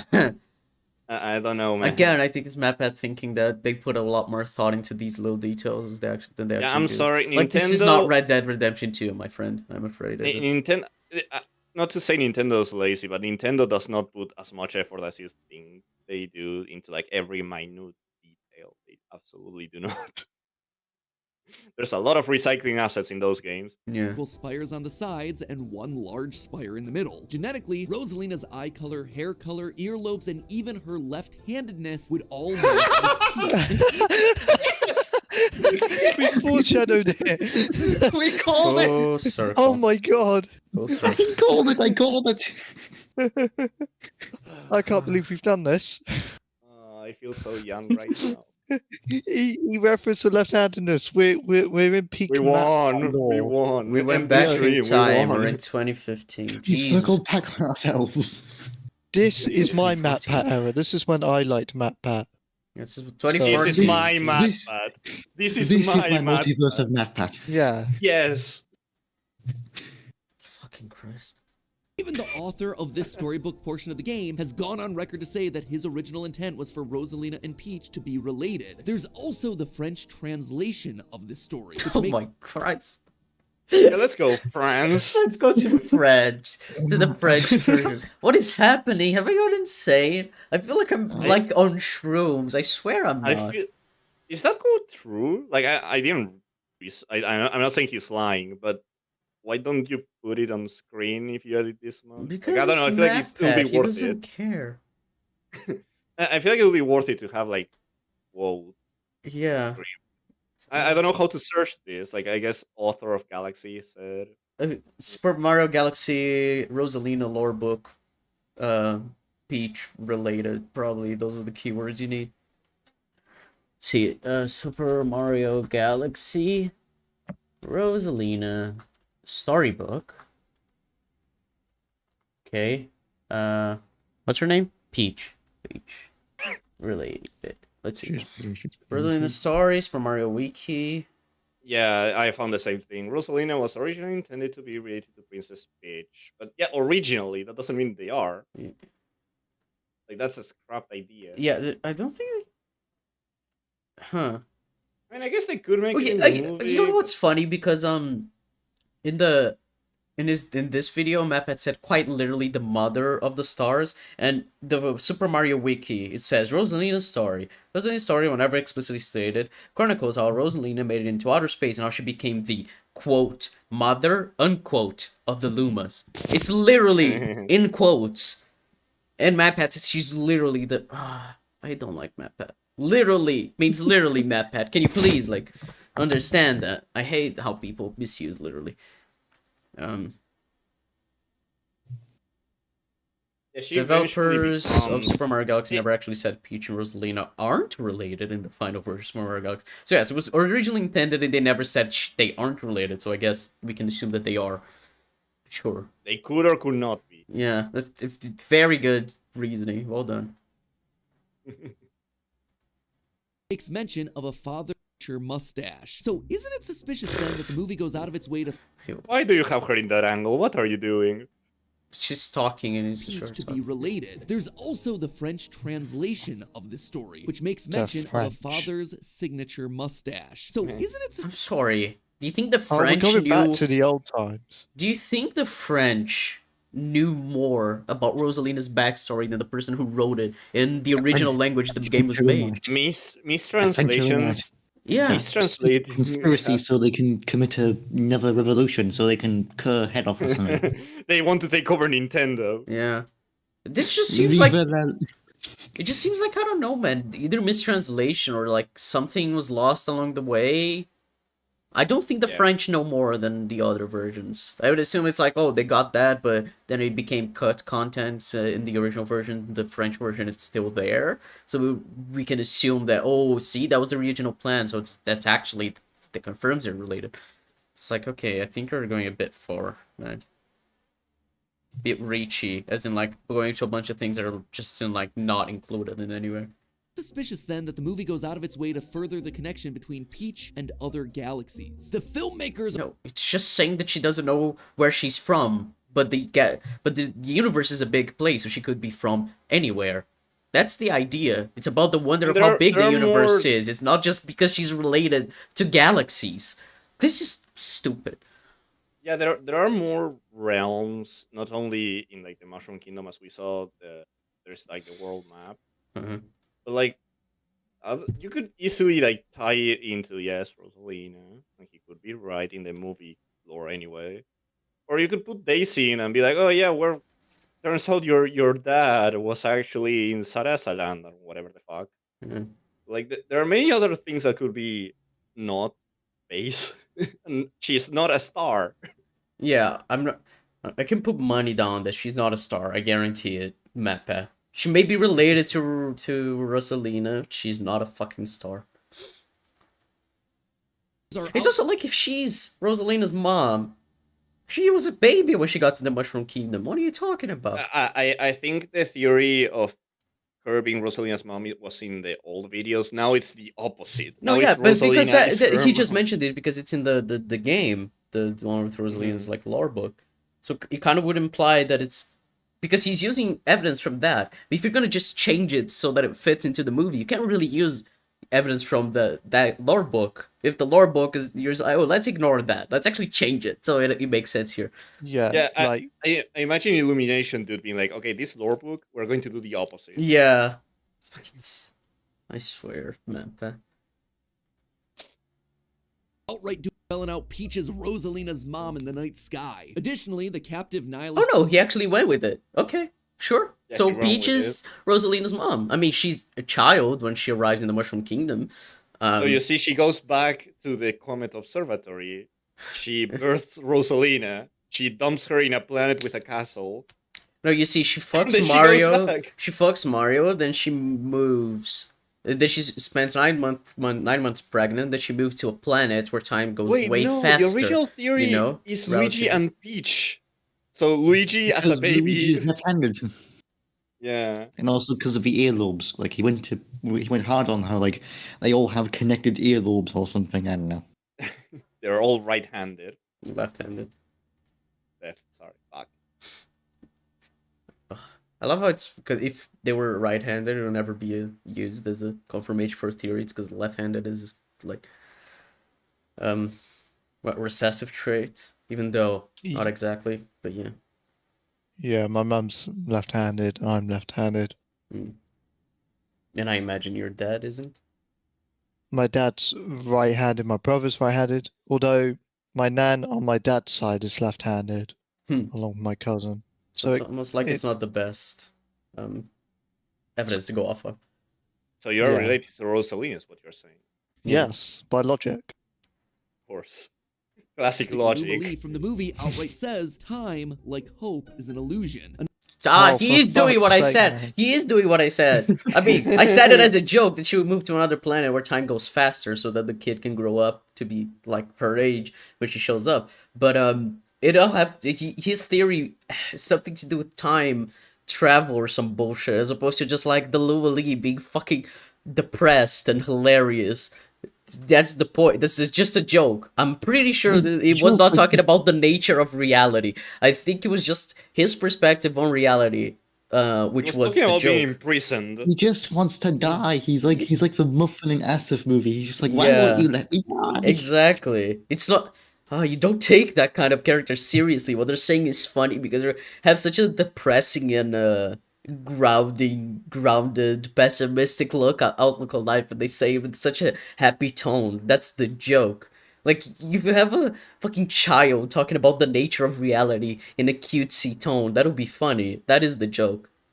That means I they're don't correct. think. Yeah. Obviously, the Illuminati knows more about how time works than everyone. Just fucking I hate life. Fucking MatPat. It's just 4 minutes because the last minute is probably subscribe to the channel and Patreon and whatever the fuck.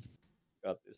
Another point towards that iterative variance of the universe and the connection between Peach and the stars. I suspect that in movie 3 they'll be coming to this realization of the family connection, and then there'll be a final reset of the timeline to start things all over again. That'll be so lame. Yeah. With the original Mario Galaxy. It was lame when Galaxy did it. It was lame when Galaxy did it. It would be lamer in a movie. So, they reset the timeline in the game? That's kind of cringe. Yeah, it's really lame because Galaxy 2 is not a follow-up to Galaxy. It's just Galaxy again. Yeah. So because they're so cute and yet so dark, nothing they want you to take what they say seriously. Yeah, I've talked to Neb a lot about this, but it's just like, people take what characters say in films way too at face value. A lot of times characters are incorrect, you know? It's fine if they're incorrect. It actually helps because it kind of shows the character's flaws and how they assume the world works based on what they know, which is how you develop characters. But anyway.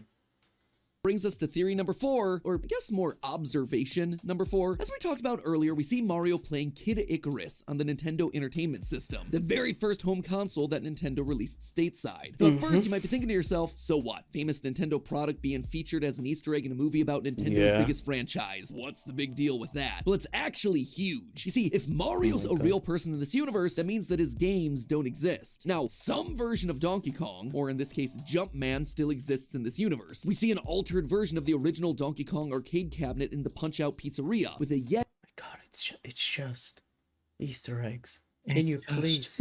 That's a an Easter reference. egg. I'm gonna kill It's like myself. it's like shit how like in Captain America how Cap has the list of Star Wars on it, and there's the whole joke about how like he must freak out when The- Samuel Jackson shows up. The house it's just- finale has a joke about That Poet Society. Robert Sean Leonard, who plays Dr. James Wilson in House, played the main character in That Poet Society. The last episode of the show is about a character wanting to kill themselves. In That Poet Society, Robert Sean Leonard's character killed himself there. That's the joke. That's the reference. That's why they referenced the film in the final episode. That's the kind of thing where it's like, oh, that's fun that they noticed the Easter egg.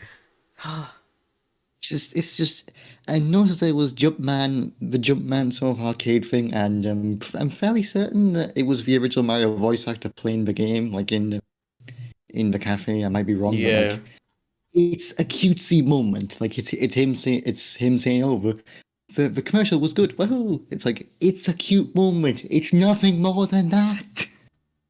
Yeah, it's just a fucking Easter egg, man. I did like Charles Martin AP, like, because they were like, oh, did you think the accent's a bit much? And then he's like, no, I think it's a great. Wow.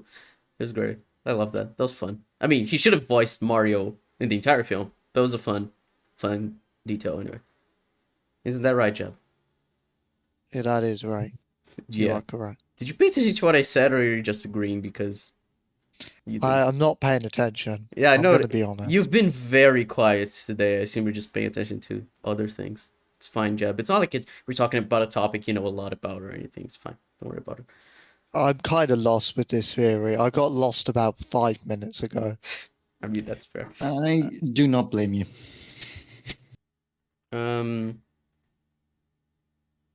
Anyway, Friend's Wi-Fi died. He'll be back, probably, hopefully. If not, then we'll finish off the stream without him. Who needs him anyway? Eddie in place of DK and different humans in the places of Mario and Lady. But everything that Mario as an IP has touched doesn't really seem to be a thing in this world. The existence of the Punch-Out Pizzeria means that Mike Tyson's Punch-Out couldn't have been a game. In fact, Mario's complete lack of acknowledgement towards any of the Mushroom Kingdom, Donkey Kong, Koopa Army, the Yoshi imagery, all of that means that basically nothing related to Mario... This is the kind of theory that it's fucking annoying. Like, there's a song that plays in Shang-Chi that was released in real life. It was Old Town Road, I think, that they sing in the karaoke scene. And people were like, oh, that means that, is it Lil Nas X that I made the song? I think it is. It's like, oh, that means he wasn't snapped because that song was released, during the blip. I'm like, you do realize that in this universe, even if he was snapped, he could have released the song at any other point, right? Because just because the song was released in this time in the real world doesn't mean it's the same in the MCU. Lil Nas X doesn't have to be alive during those 5 years to create the song. He could create it after the snap, after the blip. But people fucking lose their minds being like, oh, because this happened in the real world, it must have happened the exact same way in the MCU. Which means it's confirmed that this person wasn't snapped. Because, a snap wouldn't change completely someone's creative drive to make music. So obviously, they wouldn't have had a different time in their life when they would have created the song that we heard in real life. It's the same thing here of being like, oh, because Mario, as an IP, everything he touched in the video game world can't have existed. That means that the Nintendo games couldn't have existed past X game. That's what his theory is going to be. It's going to be like, oh, a lot of these games can't be referenced. It's like, no, man, just fucking... You're thinking way too hard about this. It's just fucking detail. Oh my god. I'm getting very annoyed at MatPat. I shouldn't. Anyway, Fran, are you here? Did you? Yeah, sorry about that. Yeah. You came back to me Okay, ranting. so- Yes, Mario Brothers I didn't want to movie- interrupt. Yoshi's Island or Donkey Kong Country exist as video games in this world. Now, on the surface, that might not seem like much, until you remember that without the Mario games, there would be no Nintendo. See, it's exactly what I fucking said. It's such a boring theory. It means nothing. Oh my god. Nintendo doesn't exist. Who cares? They probably would have made different games. Who cares? Jesus They work hard. Christ. They were a toys company before the gaming Yeah, and they electronic. existed since the 1930s. 40s, I think. Yeah. It's Yeah. yeah, So they were making anything but games, obviously. yeah, it's exactly the same thing as what Tin said and what I said about like the reference to films in other films, like It's like Oh, it's like when like an actor who's in the show and the thing referencing. It's just like you just don't think about it. Like well, yeah, it's because chances if you are, like, think like, oh, okay, so Star Wars exists in this universe, Samuel Jackson plays a character in here. Does that mean that Samuel Jackson doesn't play that in the film? Does that mean that the film was different in this universe than it was in ours? Just like, don't worry, you're not supposed to think about it because it's not that deep. It's a reference.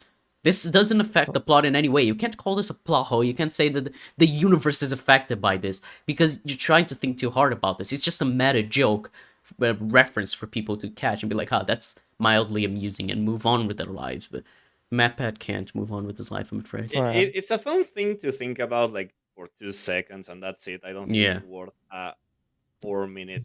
Well, it's because he's gonna say either he's gonna say that the game, the Kid Icarus game we see, couldn't have existed in the that Mario's playing couldn't have existed because Mario didn't exist, so Nintendo couldn't exist, so they couldn't make games, so that game wouldn't have existed in this universe. Which is just like, okay, it exists in this universe. It means Nintendo made Kid Icarus in this universe. You know that the history of Nintendo can be different in a different universe, right? Because for some reason he's mapping it out as if it has to be exactly the same thing because you see exactly the same game, which is just a reference.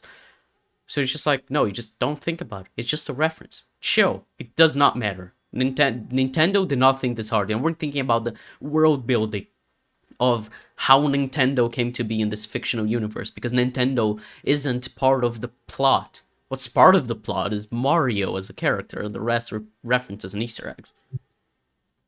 Fran, Yes. we were wrong on Nintendo. They're older than the 30s, man. Oh, it's tens. It's 1889. Oh shit. Oh. It was actually 32 when they stopped being a playing card business only. Shit. Okay, yeah, like obviously they were more successful now, but that doesn't mean they need to go into games. I mean, it's helpful. Yeah. But... This video reminds me of one episode from Always Sunny where Charlie goes insane in a mailroom about the game Pepe's Cynthia, but it's been established that Charlie has dyslexia, so he probably read it as Pennsylvania. But that's actually amazing. Is that the episode where the joke meme of theories comes from? Because the red threads and shit. That meme. See, when the NES United States was in the midst of the video game crash of 1983, consumers didn't trust video games because there had been such a huge surplus of poorly made garbage games, like the infamous Atari version of E.T. years before. That's sort of true. That's a very gross oversimplification. Yeah. It also does not matter because in the Mario universe, the history could be different. Who cares? MatPat. Yeah, like we don't even know when this is set. Like, well, no, Luigi has a phone. Yeah, never mind. It's not the 80s anymore. Yeah. But it's also the fact actually the other reason was there was so many video game consoles. So when you heavily saturate the market, you're gonna put off consumers because they don't know what to buy. It gets too complicated, and that's why we're very simplified now in the console market. There's only 3 for a reason. Yeah, Google tried, died. So anyone else that tries to die. Oh yeah, I was going to say that too. The Ouya is gonna succeed very soon. I'm sure of it.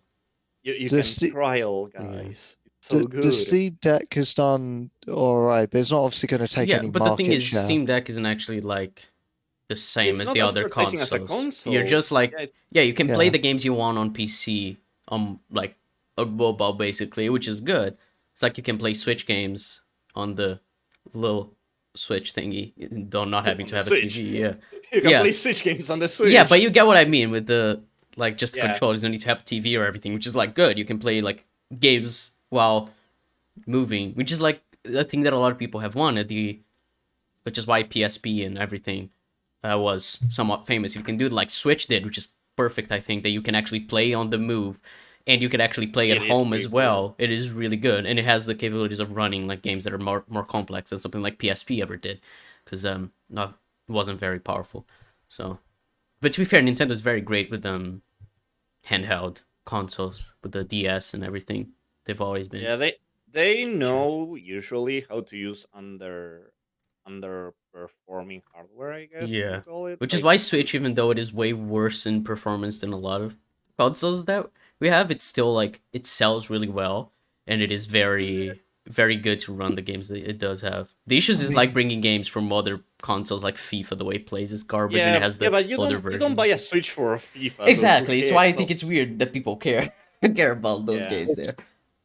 It's something Nintendo's done obviously since the NES. Like for example, the reason why the NES has the cartridge design it does is because video cassette recorders were hugely popular, so they wanted to like it to that. Mhm. Everything Nintendo does in a hardware sense is very fucking deliberate Mhm. and meticulous. Sometimes it doesn't pull Oh, off, yeah.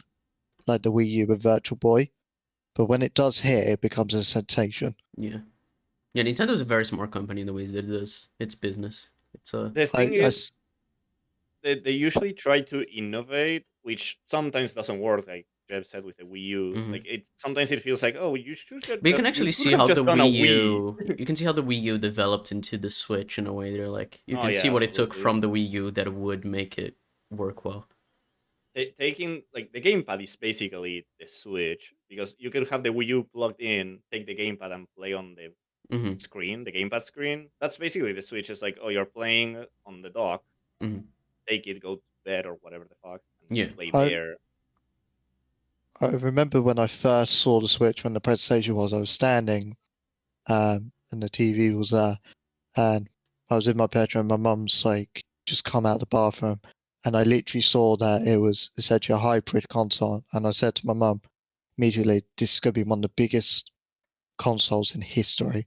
It And is. it was. So Yeah, it is. So. yeah, I knew it as soon as I saw it. That Hmm. I see certain things, I'm just like, I know, because I knew personally, I knew exactly what Nintendo were doing, and they were tapping in a very untouched market that was very desirable. Hmm.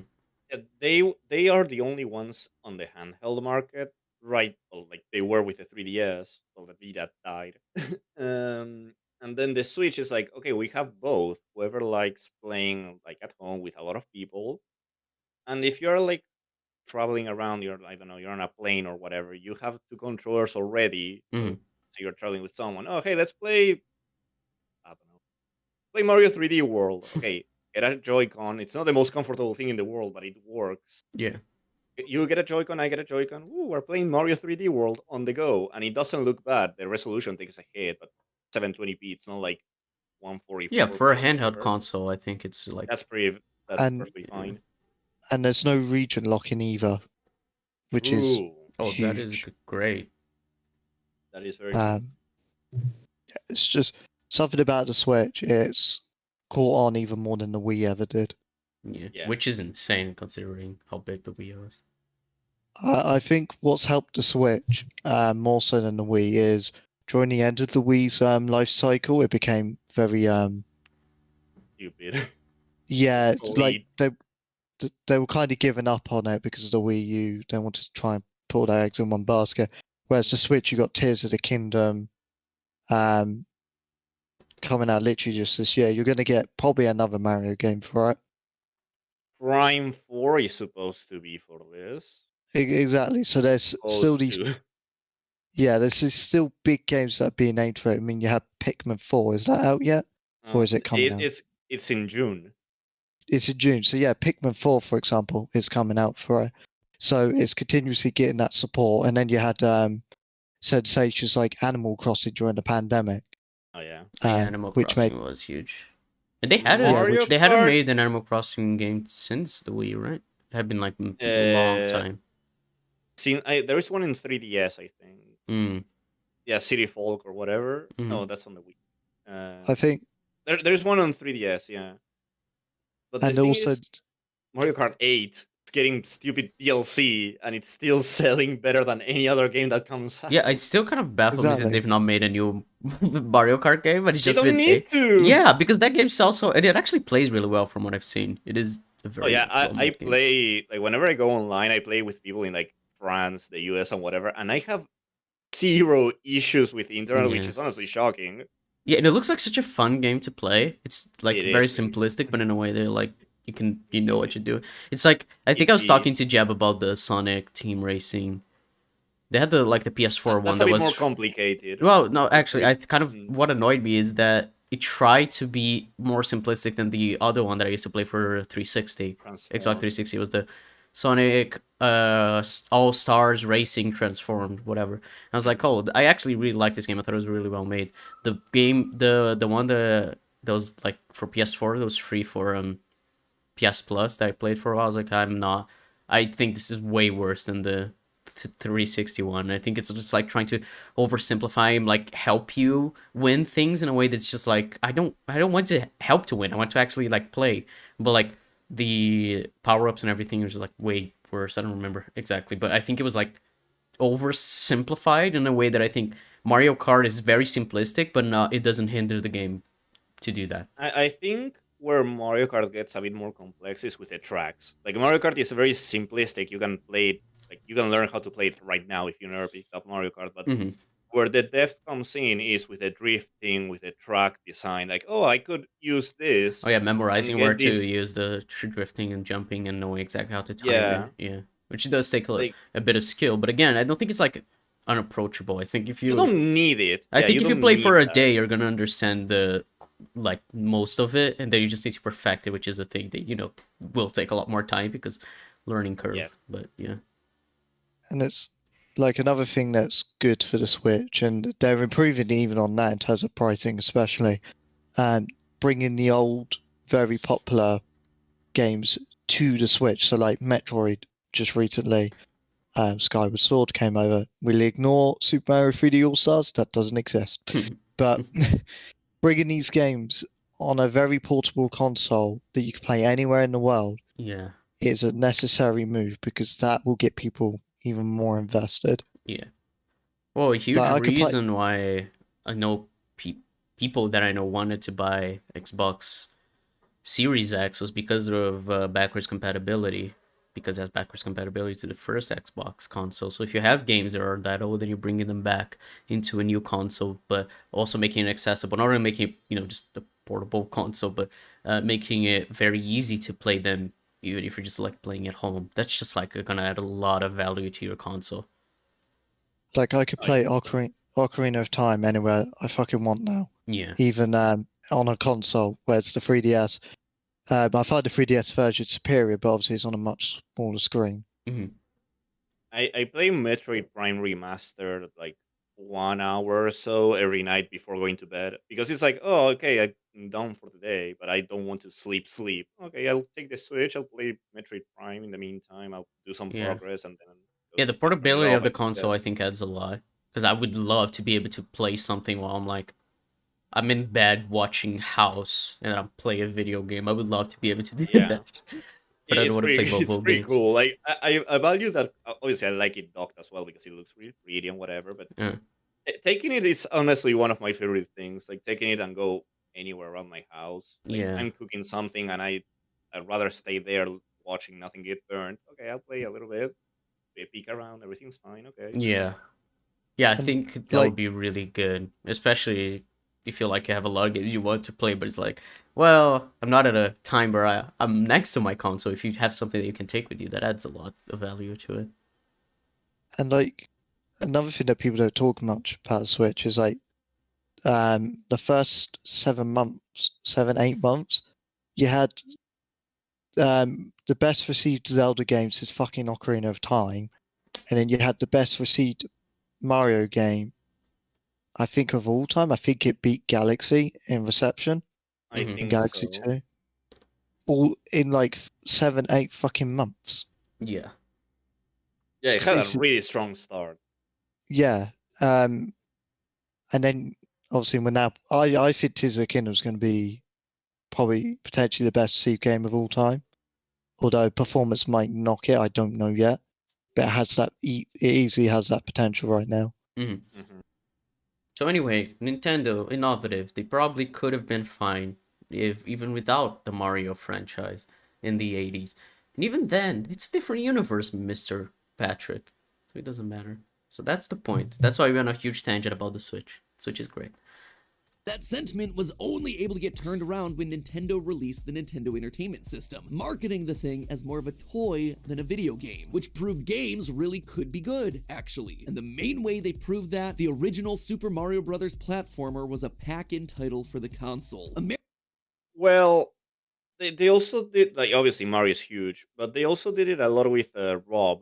Rob the Robot was like the main thing they used to be like, oh, hey, this is a toy, actually. It's not a Mhm. game. We won't scam you. So obviously Mario sold far better than Rob ever did. But it's not just Mario. But Mhm. I agree that Mario being the packing title definitely helped them out. Americans only started to try again when they popped in Super Mario Bros. And saw that it was a high-quality, fun game. And the numbers absolutely reflect this fact. The Nintendo Entertainment System had a launch lineup of 17 games, including the likes of Kung Fu, Hogan's Alley.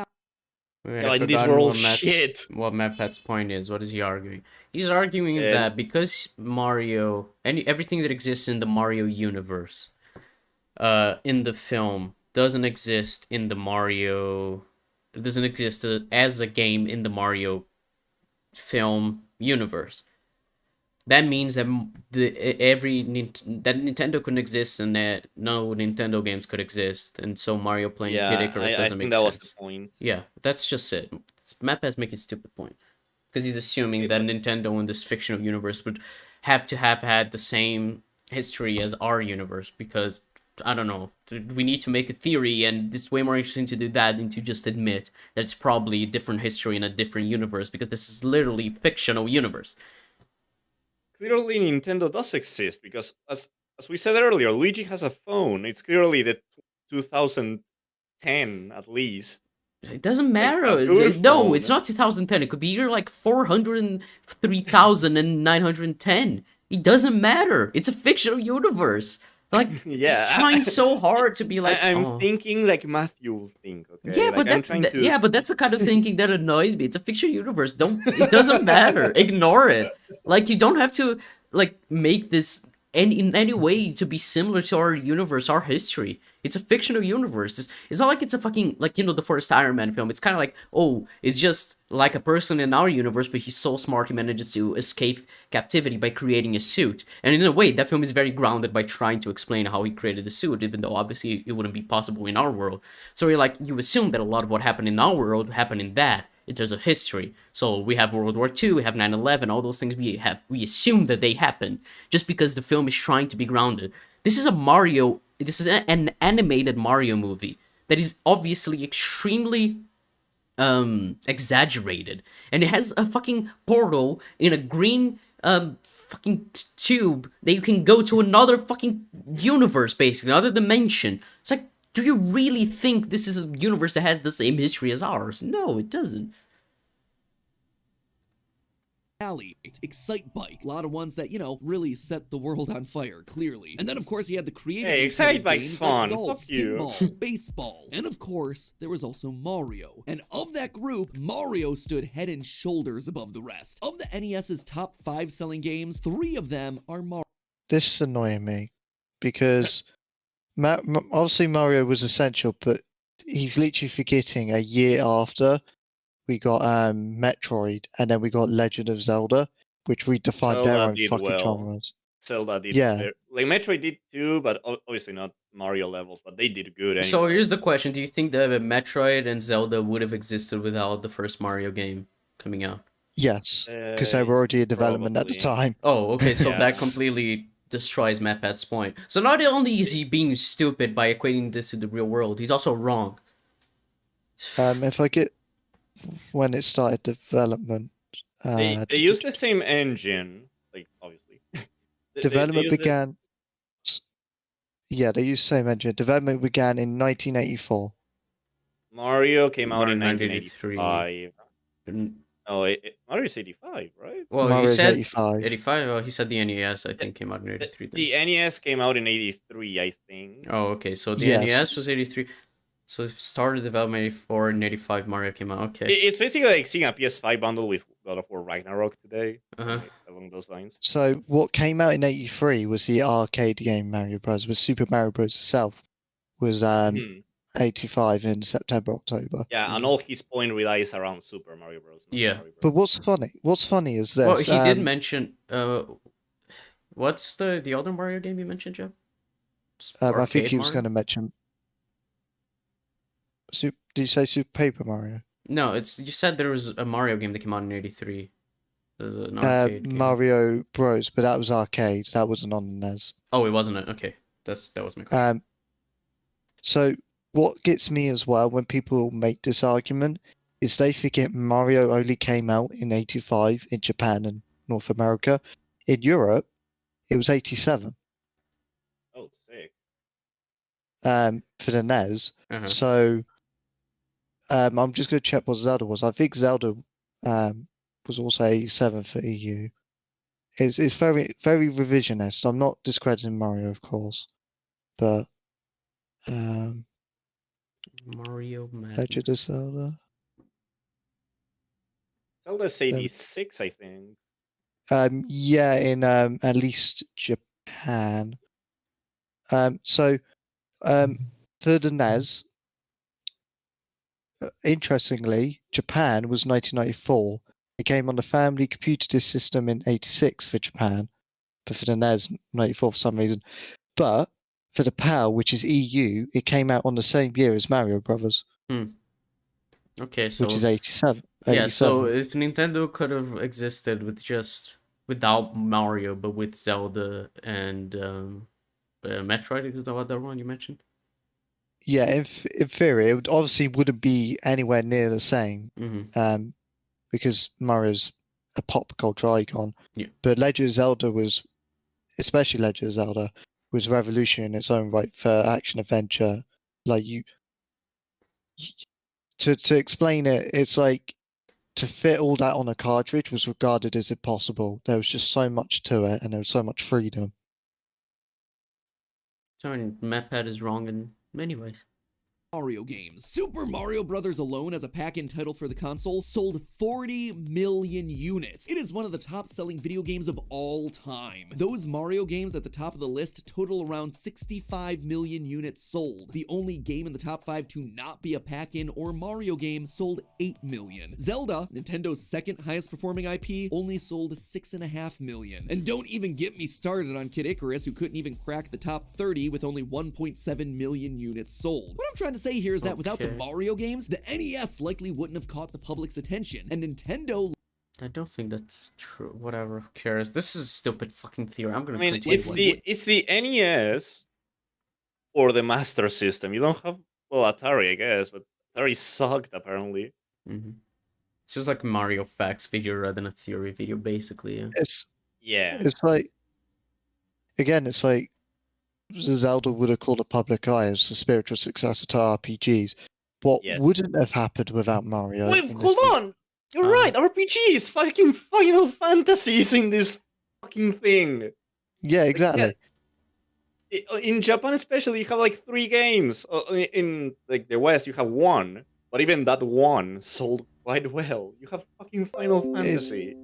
It's like, the only thing you can say without Mario, and it's probably the biggest thing Mario will ever contribute, is the other platform IPs, like Sonic, for example, was specifically created to rival Nintendo, and this allowed Nintendo to get more competitive, get even better in the process.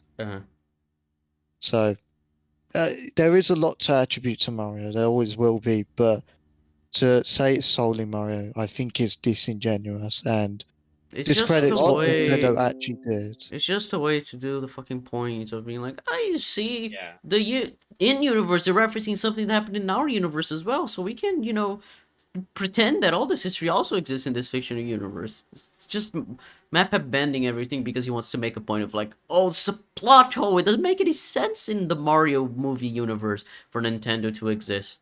You see, it just makes sense. I just hate that Zelda sometimes gets misrepresented, especially considering it was Miyamoto's such how it came about. Miyamoto went from his back garden towards a forest. Yeah, the story's actually pretty cool. Like and he started exploring that forest. Yeah, and it just inspired Legend of Zelda, and then other aspects with Anuma and the other creators, their own personal stories influenced the future titles. And we even see it today on Breath of the Wild, for example. If you do all the shrines and the DLC ones, you get what's called the Master Cycle Zero, which is a divine beast. That's situated because Anuma really wanted a motorcycle in the game because he loves motorcycles. Car said in chat, at Jeb, shut up, X. I'm sorry that I get angry about gaming history misrepresented. It was not like what I volunteered for. Yeah, It was not in the recommended section 2 hours ago. yeah, mom and dad are gonna fight in Cars home. Anyway. Gaming history is very interesting. It is pretty cool, honestly. It is pretty cool. Games the NES likely wouldn't have caught. Or we're just nerds, attention, either and or. Nintendo likely wouldn't have survived the People. changing era of entertainment. Heck, video games. Wrong. Nintendo would have absolutely survived. I'm sorry. Like, it probably wouldn't have been in the maybe it wouldn't have been in the electronics market. I disagree with that. But Nintendo literally came out the card making market when that started dwindling. Nintendo would have been fine and survived. It's okay. No, he needs to make a point that the Mario movie's broken. Because Kid Icarus. Also, arcades still existed in the 80s and 90s. You can easily take some games and make them for arcade. Maybe not Zelda, but you can make some games for arcade. It's also like factually to me, the Wii U was far more of a Nintendo risk of not surviving than the fucking video game crash. The Wii U fucking tanked Nintendo heavily because of their dependency to the gaming market and to the console shares, to the point where they lost so much revenue, and Iwata took major pay cuts because otherwise a load of staff would have been pay cut. Yeah, then they left Brazil as well. Yeah, and he didn't feel it was their fault. It was his fault for not delivering on these targets, so he took the pay cuts. That's cool, actually. We love Iwata. I'm very sad he's dead. I'm glad the Mario movie credits him and tributes. Yeah, he actually was credited, which was really nice to see. Jeb getting angry over this video is so funny. No, it's not funny. It's painful. No, it is funny. Let me explain. Sorry, it is funny.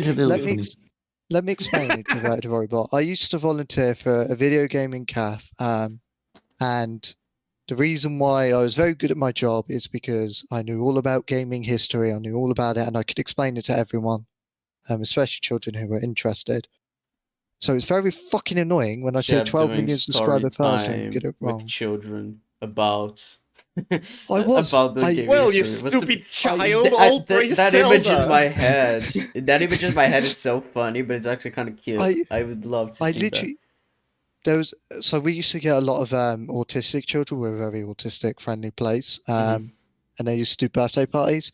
And a lot of the children, because they were fascinated by gaming, they were like, "Do you know how this console came about, or how this game came about?" And I was like, "Yes, I do. Do you want to know about it?" And they're like, "Yeah." And I'm like, "Okay, here we go." No. Oh, that's so cute. Oh my god. That's actually really cute. That's adorable. There was a specific kid, and he would come every week with his granddad, and his granddad knew about the Sinclair Spectrum and everything. And I'd speak to him, and then the kid would come over and be like, "What are you talking about?" And I'm like, "Oh, we're talking about this console, which is the Spectrum." And I'd go over its history, and I'd be like, what it does and everything, and why it's important to the gaming history. And he got so excited. That's adorable. That's really cute. Why is Jeb B so wholesome today? It's out of character. We can't do that. I like talking about gaming history, and I think it's gaming vital that we remember this. It's Jeb's special interest. No, actually, it's not. Jeb isn't autistic at all. Anime backstory. If it was cybersecurity or gaming history, which one was the better job prospect? I would hope it'd be gaming history, but it's not. It has to be cybersecurity. Jeb got character assassinated. Yeah, it's like we're retconning Jeb's history so that it's more palatable to our audiences. Gaming is so cool, it can make Jeb wholesome. I'm telling you, I would get a doctorate at gaming history. Kara has literally said to her sister in the room, when I was remembering random facts about gaming, she was like, he can't remember the fucking things he needs to remember, but it's most like smallest details he knows. But he knows how to speedrun Mario Bros. I can explain everything. I don't know why. It's just in my head. So We anyway, should play something on Switch sometime. By the I way, keep saying kids, don't fucking blow game cartridges. You do that, and I'll come to No, your no, house no, no, and no. kill You you. should. In fact, No, give no, me a Fran. oh no, Fred is gonna do it on stream. No, stop him. Francie, Stop don't him. damage your copper Okay, pins. so Don't fucking do it. Which one do you want? Smash 64, Donkey Kong 64, NBA, Mortal Kombat Trilogy, or Fran- Automobili Lamborghini? Should I blow Francie, no, don't damage the copper pins on your cartridges. I sound like Walter in the car, Yeah, like to screaming. Hank, yeah. No, Hank, no. No, why are you asking him to damage cartridges? They're like they don't get produced anymore. Do you not understand that one? gaming? They absolutely do not get produced anymore. That's Yeah. right. We need this gaming preservation. We cannot damage those copper pins. I'm telling you Yes. right now. Protect Hey, physical Automobili media. Lamborghini is emulatable. Okay, that's fine. It's like, Fran, you could end up with things that will become extinct. Don't damage the fucking copper pins. Yeah, you could sell these for millions in the future. I like I how don't know, man. push I it fixed for Donkey Kong free. 64. It Don't- worked. Don't blow any cartridge. I hate that. I like that the Mario movie actually referenced to blow cartridges, and I Yeah, thought that's in my actually a head, good point. I forgot about that. and I thought in my head, why the fuck did everyone think blow cartridges just intrinsically works and doesn't cause damage? Who did this Mandela effect? It's the most annoying one. I had to tell kids at the place, look, if you ever have game cartridges, please don't blow in them because you will damage those copper pins. Just some light antibacterial wipes or alcohol wipes. It will do the job. It'll be okay to get rid of the dust. But if you fucking blow, you'll damage those pins. So you guys Like- blowing is bad.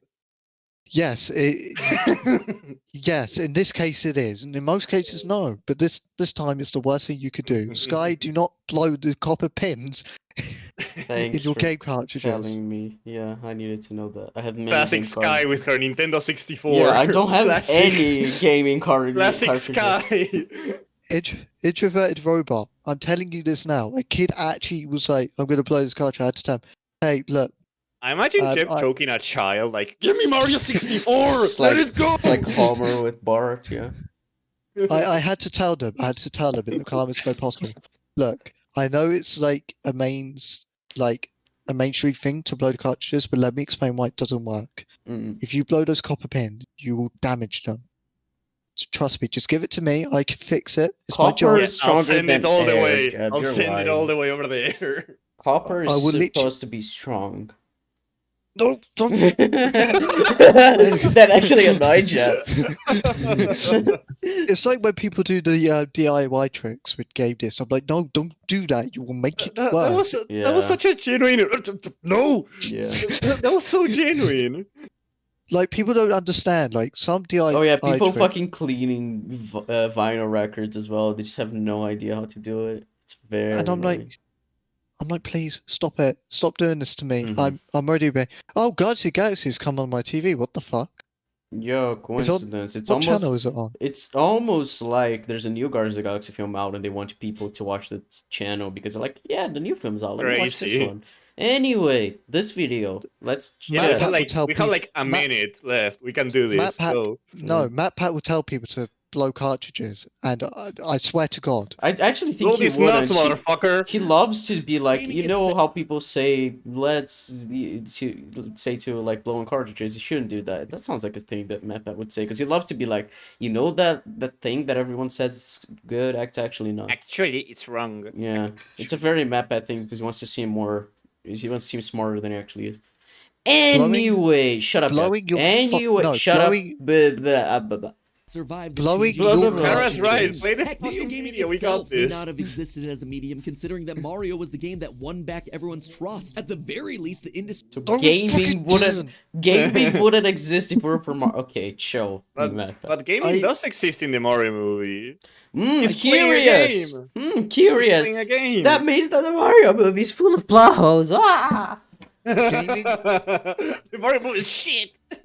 Gaming wouldn't be the way it was today. That's a fact. But gaming would have been totally extinct if Mario wasn't there. Can we just It would- please fucking stop? Swear to God. MatPat is annoying. history would It have would- likely been set back by at least a decade from where it is today. No Super Mario means no new revolutionary 3D So video game there would controls be with gaming, Mario wouldn't there, MatPat? 64. That then translates to no new 3D I don't know why the card on the top Hang right, on, right hang as on. displayed was like, Hang how on. to survive The Last of Us. Because I'm like, what does The Last of Us have to do with what's happening on screen? Usually you put a card to reference the thing you're talking about at that moment. MatPat, I swear to God, I'm going to kill you. You have put Ocarina of Time in that image. MatPat, this is all not true. It's okay. MatPat, you can be wrong. MatPat, you have put Ocarina of Time in that image. Do you not fucking know what Ocarina of Time did? It introduced a lock-on system. It itself wasn't inspired. Well, they shared obviously development stuff, so technically it wasn't inspired by Super Mario 64. But Ocarina of Time introduced combat systems with lock-on systems Yeah, that revolutionized how we fight in a 3D space. Mm-hmm. Yeah, anything with targeting, Ocarina of Time started it. Yeah, And that's also- even in Iron Sky, the game. Iron Sky Invasion. It has a lock-on system. See? It was all because of Ocarina of Time. Exactly. And also, like, I'm seeing these games, I'm like, what the fuck on you, fucking prick? Jesus Christ. Look at Sonic the Hedgehog, right? Sonic the Hedgehog was obviously inspired by Mario, but Crash Bandicoot was inspired by Sonic the Hedgehog. So there were still 3D platformers that were not actually inspired by Mario, but by another IP, which Crash in this case. Mhm. So what the hell is this revisionist bullshit? Like, yeah. Crash Bandicoot doesn't rely on the open world 3D camera space. It was very narrow because it wanted to stand out and be different, which it was. Rayman's a platformer that was not at all inspired by Mario, to be quite frank. Rayman was a 2D platformer on the PS1 that did go 3D, and it had fucking lock-on targeting. You know what else had lock-on targeting? Ocarina of Time. I rest my case. Fuck Yeah, you, but Good. that uses the asset we're seeing right now. This bridge lock-on exists thanks to this bridge in Mario 64. video So. game controls with Mario Shut up. 64. That then translates to no new Jesus. 3D platformer revolution, leading to games like Banjo-Kazooie, Spyro the Dragon, and Ocarina of Time. Hold on, I just realised as well he's called Ocarina of Time a platformer.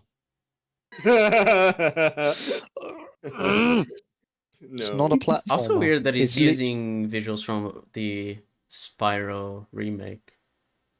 Well, it's easier to play. Well, no, but I Why? know, but if you're talking about the old version of the games, use the old version. Yeah, you can just emulate Spyro 1. It's not that No, hard. you just fucking find a video on YouTube. You can download it. You're gonna put it on screen for like half a second. No, MatPat will never steal footage.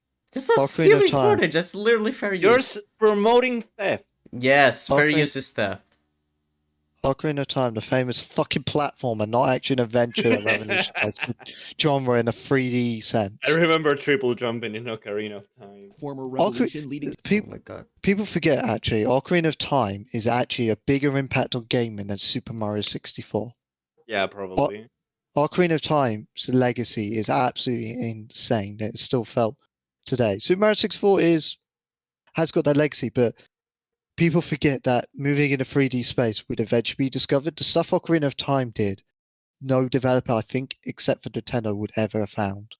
Fucking- Nintendo, right to the end of development, actually discovered the C-targeted system because they were struggling so hard on how to do such a combat system. No one knew how to do it. Nintendo came up with it. All So those Sony first-party games you have now, you wouldn't exist without Ocarina. exactly, Ratchet and Clank would be the franchise it is without Ocarina. It I'm wouldn't not gonna lie, function. probably God of War wouldn't exist without Ocarina. Yeah, exactly. Tin and Zod listening, like, to be fair, that's most ECUMs, so. Yeah, I wanted to Brilliant. bring Sod. I wanted to bring Sod in. Thank you. to games like Banjo-Kazooie, Spyro the Dragon, and Ocarina of Time. No Mario Kart, no Super Smash Bros., completely omitting two of the most impactful and highest-selling video game franchises of all time. And the lackluster growth of video games would probably also translate to differences in the Sony PlayStation and Xbox. And all of this is without even So that bit's Chef, actually true. Jesus Christ, we don't. Shut up. His point is dumb anyway. We don't need to pause to correct him. I Ancillary want to businesses like tackle the all of CG it. Oh dear lord. Tackle these nuts. BI Tech, all the amazing cart, no Super Fuck you Smash pausing. I'm not pausing anything. Unpausing. I'm playing. Fran was playing. Yeah, I am playing. Yeah. Are you not gonna talk, Jeb? You wanted to talk. Oh, yeah. So the only bit he's saying, I don't know why he's saying Mario Kart. Mario Kart's a fucking spin-off. You can't go, well, if it weren't for Mario, there would be Mario Kart. Like, no shit, dipshit. Super Smash Bros. Is kind of true, yeah.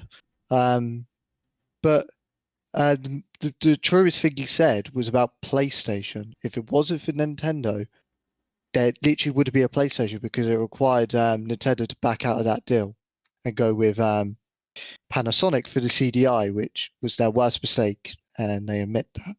No, it wasn't for the CDI. Yeah, it was. CDI. So true. So, yeah.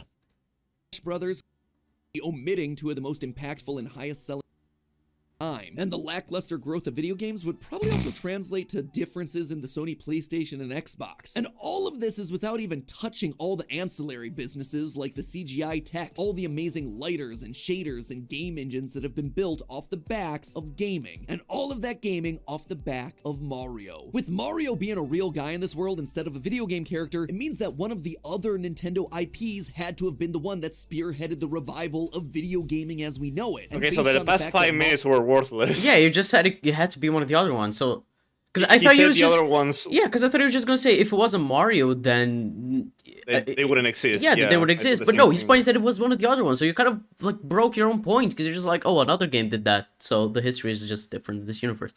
So what was the point? Yeah, who the fuck cares? Hero posters and Star Fox replicas, but no Triforce merch, no Kirby plushie, no Samus. Oh, so he's saying that these guys didn't exist because hey. Mario didn't exist. That makes no sense. He wants a Samus. You weird fucker. It means that none of them were made into games in this universe either. Or Mario doesn't own merch for these things. Yeah, maybe you don't own merch for every. Yeah, you don't own merch for every game a company makes. Like, oh, I'm a Sony fan. Here's my Last of Us, Ratchet and Clank, God of War. I don't know, fucking Jack and Daxter. Every single game they've ever made in their history is here. Fucking crap. It just reminds to have all this merch. I like to think that Mario just hated Zelda because of Ocarina of Time, where he's parodied. It's true. It made fun of him. The Mario's dad actually looks like that guy. Like, yeah, he does.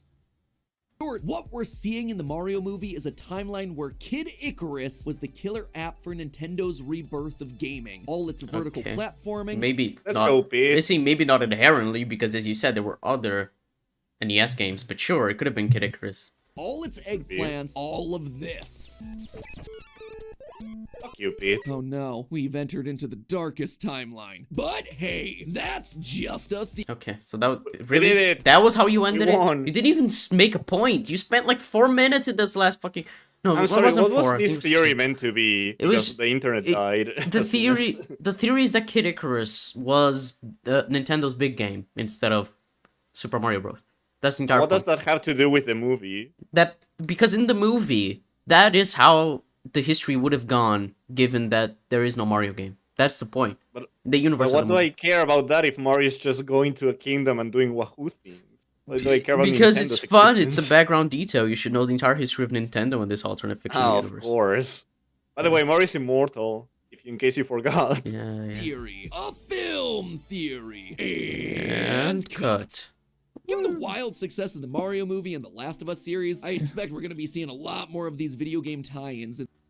What about Sonic? I was gonna Sonic. Fucking Edge Runners. No one, like, I don't mean to, like, oh fuck you. No, I feel like everyone forgot Sonic existed when The Last of Us showed up for some reason. Because they were like, oh, The Last of Us is actually really good, you know, because it's serious, and Sonic is like jokey comedy film. So actually, The Last of Us is the first good one. You know, let's forget fucking Arcane, and let's forget Castlevania, let's forget Edge Runners, let's forget Sonic.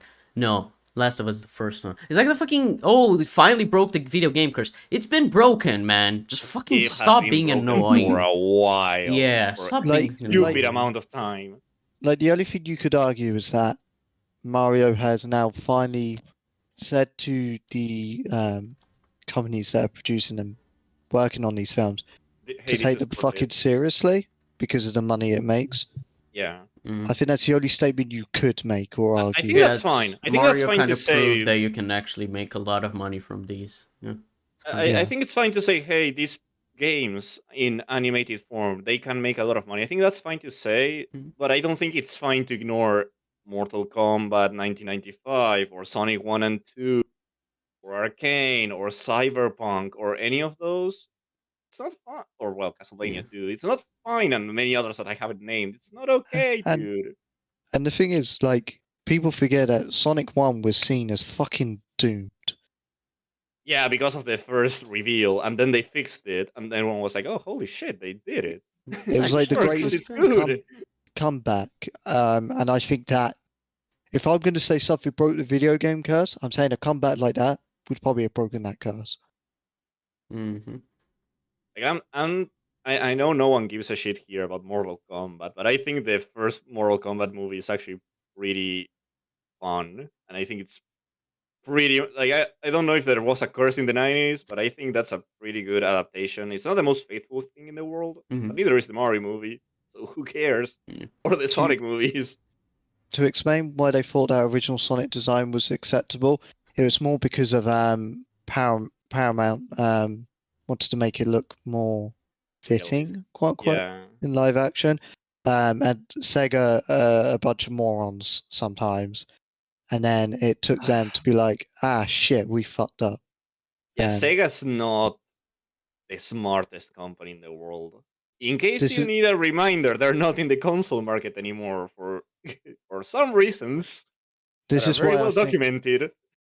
This is why I think for better or worse, it is a very good idea for Nintendo to be very hands-on with their products and stop studios meddling it to produce this authenticity or to hold back on certain elements that would really improve the films. Also, we're gonna have a Gran Turismo film this year, directed by Nia Blanca. Yeah, that's gonna suck. I'm intrigued by that, and we're gonna have a Twisted Metal, I think, show. It stars it's a show. Anthony Mackie. Yeah, Anthony Mackie stars, which is an odd one to do. I'm surprised. Sony. Yeah, they just randomly said, "Oh yeah, Twisted Metal." By the way, I don't think Twisted Metal has had a game in like forever, right? Let me see when it last had a game. I know it was probably because also PlayStation All Stars Battle Royale. I was about to say, what if the last game is PlayStation All Star? It last had a game in 2012. Okay, yeah, PS3. Yeah, so PS4 was 2 years later. Yeah. Anyway. And then in the future. Oh, Jeb, please, let's just finish this video, dear Lord. More of these video game tie-ins in the future. I mean, we're already apparently getting a Minecraft movie led by Jason Momoa. Yeah, that's been confirmed for years and years. The Mario movie. Oh my god, look at the recommended. It's just Castle of Lies and the Toad. Jesus Christ. Oh, I remember watching this video, yeah. Fairly Odd Parents broke its own rule. It has done that many times, man. It absolutely has done that a lot of times. We know that the rules is broken a lot of times. It's like a huge reveal that this animated show has broken its rules over like how many years it went on. I shudder to think about what we're gonna have to talk about on this channel when the FNAF movie finally. Oh yeah, me too. Oh, I acknowledged it. Thank you. But we'll be there. So if you want to see, we know you will. See what theories we come up with when those movies start releasing there. trailers. Smash that subscribe button like you're smashing Bowser in the face. That way you're gonna be the first to see when all of those things go live. And as always, my friends, I will see you next week. Whoa, you won't. You will not see me next week. Fucking hell, that was... I don't like MatPat. I really don't like MatPat. Neither do I. The Lorax is wrong. I'm sorry. The Lorax movie lied to you. We know the Lorax movie lied to us. There was a fucking corporate show in that film when he's supposed to be an environmentalist. It lied a lot. He is pretty funny. I'm sorry. The weirdest video game adaptation to me that's going to happen is Jak and Daxter. I'm still surprised that's going to exist. Jak and Daxter's been dead since PSP. Yeah. Pong the movie, make it happen. Well, there's a Tetris movie released on Apple TV Plus. Oh yeah. It's actually it didn't more like just telling how the game got released. Yeah, so I was gonna say it's actually about the making of the game. But I heard That's it's actually not pretty bad, cool. and it has what's his face from Kingsman as the main. Taron Egerton. Yeah, I like him as I Eggsy. don't know That's the character's why. name. I don't know why, but I feel like a lot of companies will do this with like their old unused IPs. They'll be like, "Oh, what if we make a show or a movie about this?" Like No, I was thinking, like they the own an Mario movie, they IP. have all this. They own an IP, so like we should make something about it just to. Yeah, might as profit from it. well. And then if this is interesting, well, if the people are interested, we'll make a game. But it's like, For, shouldn't you be doing it the other way around? Should it be yeah, for made a me, game? it's like I'm going to use Jakadaxa here. Either Jakadaxa games didn't sell like amazingly, so I'm unsure how Yeah, it's that's a going to cult translate to classic, success. right? Like, I Yeah. guess Mm. The only person I see that talks about it on my Twitter is Jay, Yeah, Jay. and I'm like, thank God someone else appreciates the games as they are, because they're generally masterpieces in open world design and platforming. One of these days. One of these days. It's like I would have expected a Ratchet and Clank project announced before Jakadaxa easily. Yeah. Like, I think a God of War thing got like not announced, but they were like, "Oh, hey, they're No, yeah, they working announced on an Amazon God of War show, I Yeah. think. See, that makes sense because it's like, yeah, God of War is always present. Last of Us, yeah, too. It's present all the It time. makes That's why sense, I'm but at the same surprised. time, why? It's like The Last Last of Us, of I Us, feel where like it I was a bit think why. it's like The Last of Us, where I think like the game is already so tailored to Linear and be story. yeah, to be like telling a story in a way that feels very, like a film, a show. So like if you're turning into that, you're just basically gonna translate it either one to one or gonna make unnecessary changes, like what happened with The Last of Us show. Either they made unnecessary changes or it was exactly as the game. So it's a slightly worse version of the game where you can't play. Where playing was a huge part of why The Last of Us was so interesting. Not because the A lot gameplay, but of a lot of the people. gameplay portions are the more interesting ones, which is just Ellie and Joe interacting. So yeah. Yeah, a lot of people said that. I don't know how true this is. I never watched the show, and I don't intend to. But a lot of people were like, yeah, sometimes you have like these spaces of dead air where they skip from like one moment to something completely ahead that in the game will be like 3 hours later. Yeah. But that's because you have a game there in the middle. So in the show, it's like, oh shit, Yeah, how it's do we why take the them from here show to has here? some problems in terms of structure and just like character development where it could do with a lot more time. Not that the show needs it inherently, but that it would be better, and it's why the game I think is just better in every way than the show. Again, I think the show is good, but yeah. You can hear me talk about it on Shandy's podcast a couple of weeks ago. I don't remember when.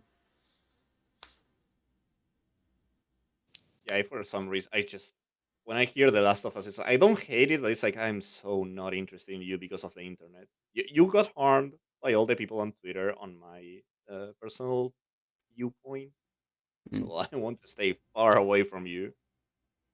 Yeah. Also, Last of Us Part 1 released recently on PC and apparently it was broken mess. So well done, Naughty Dog. It was very broken. Yeah, Naughty Dog falling down the rabbit hole of being a shitty company is very interesting.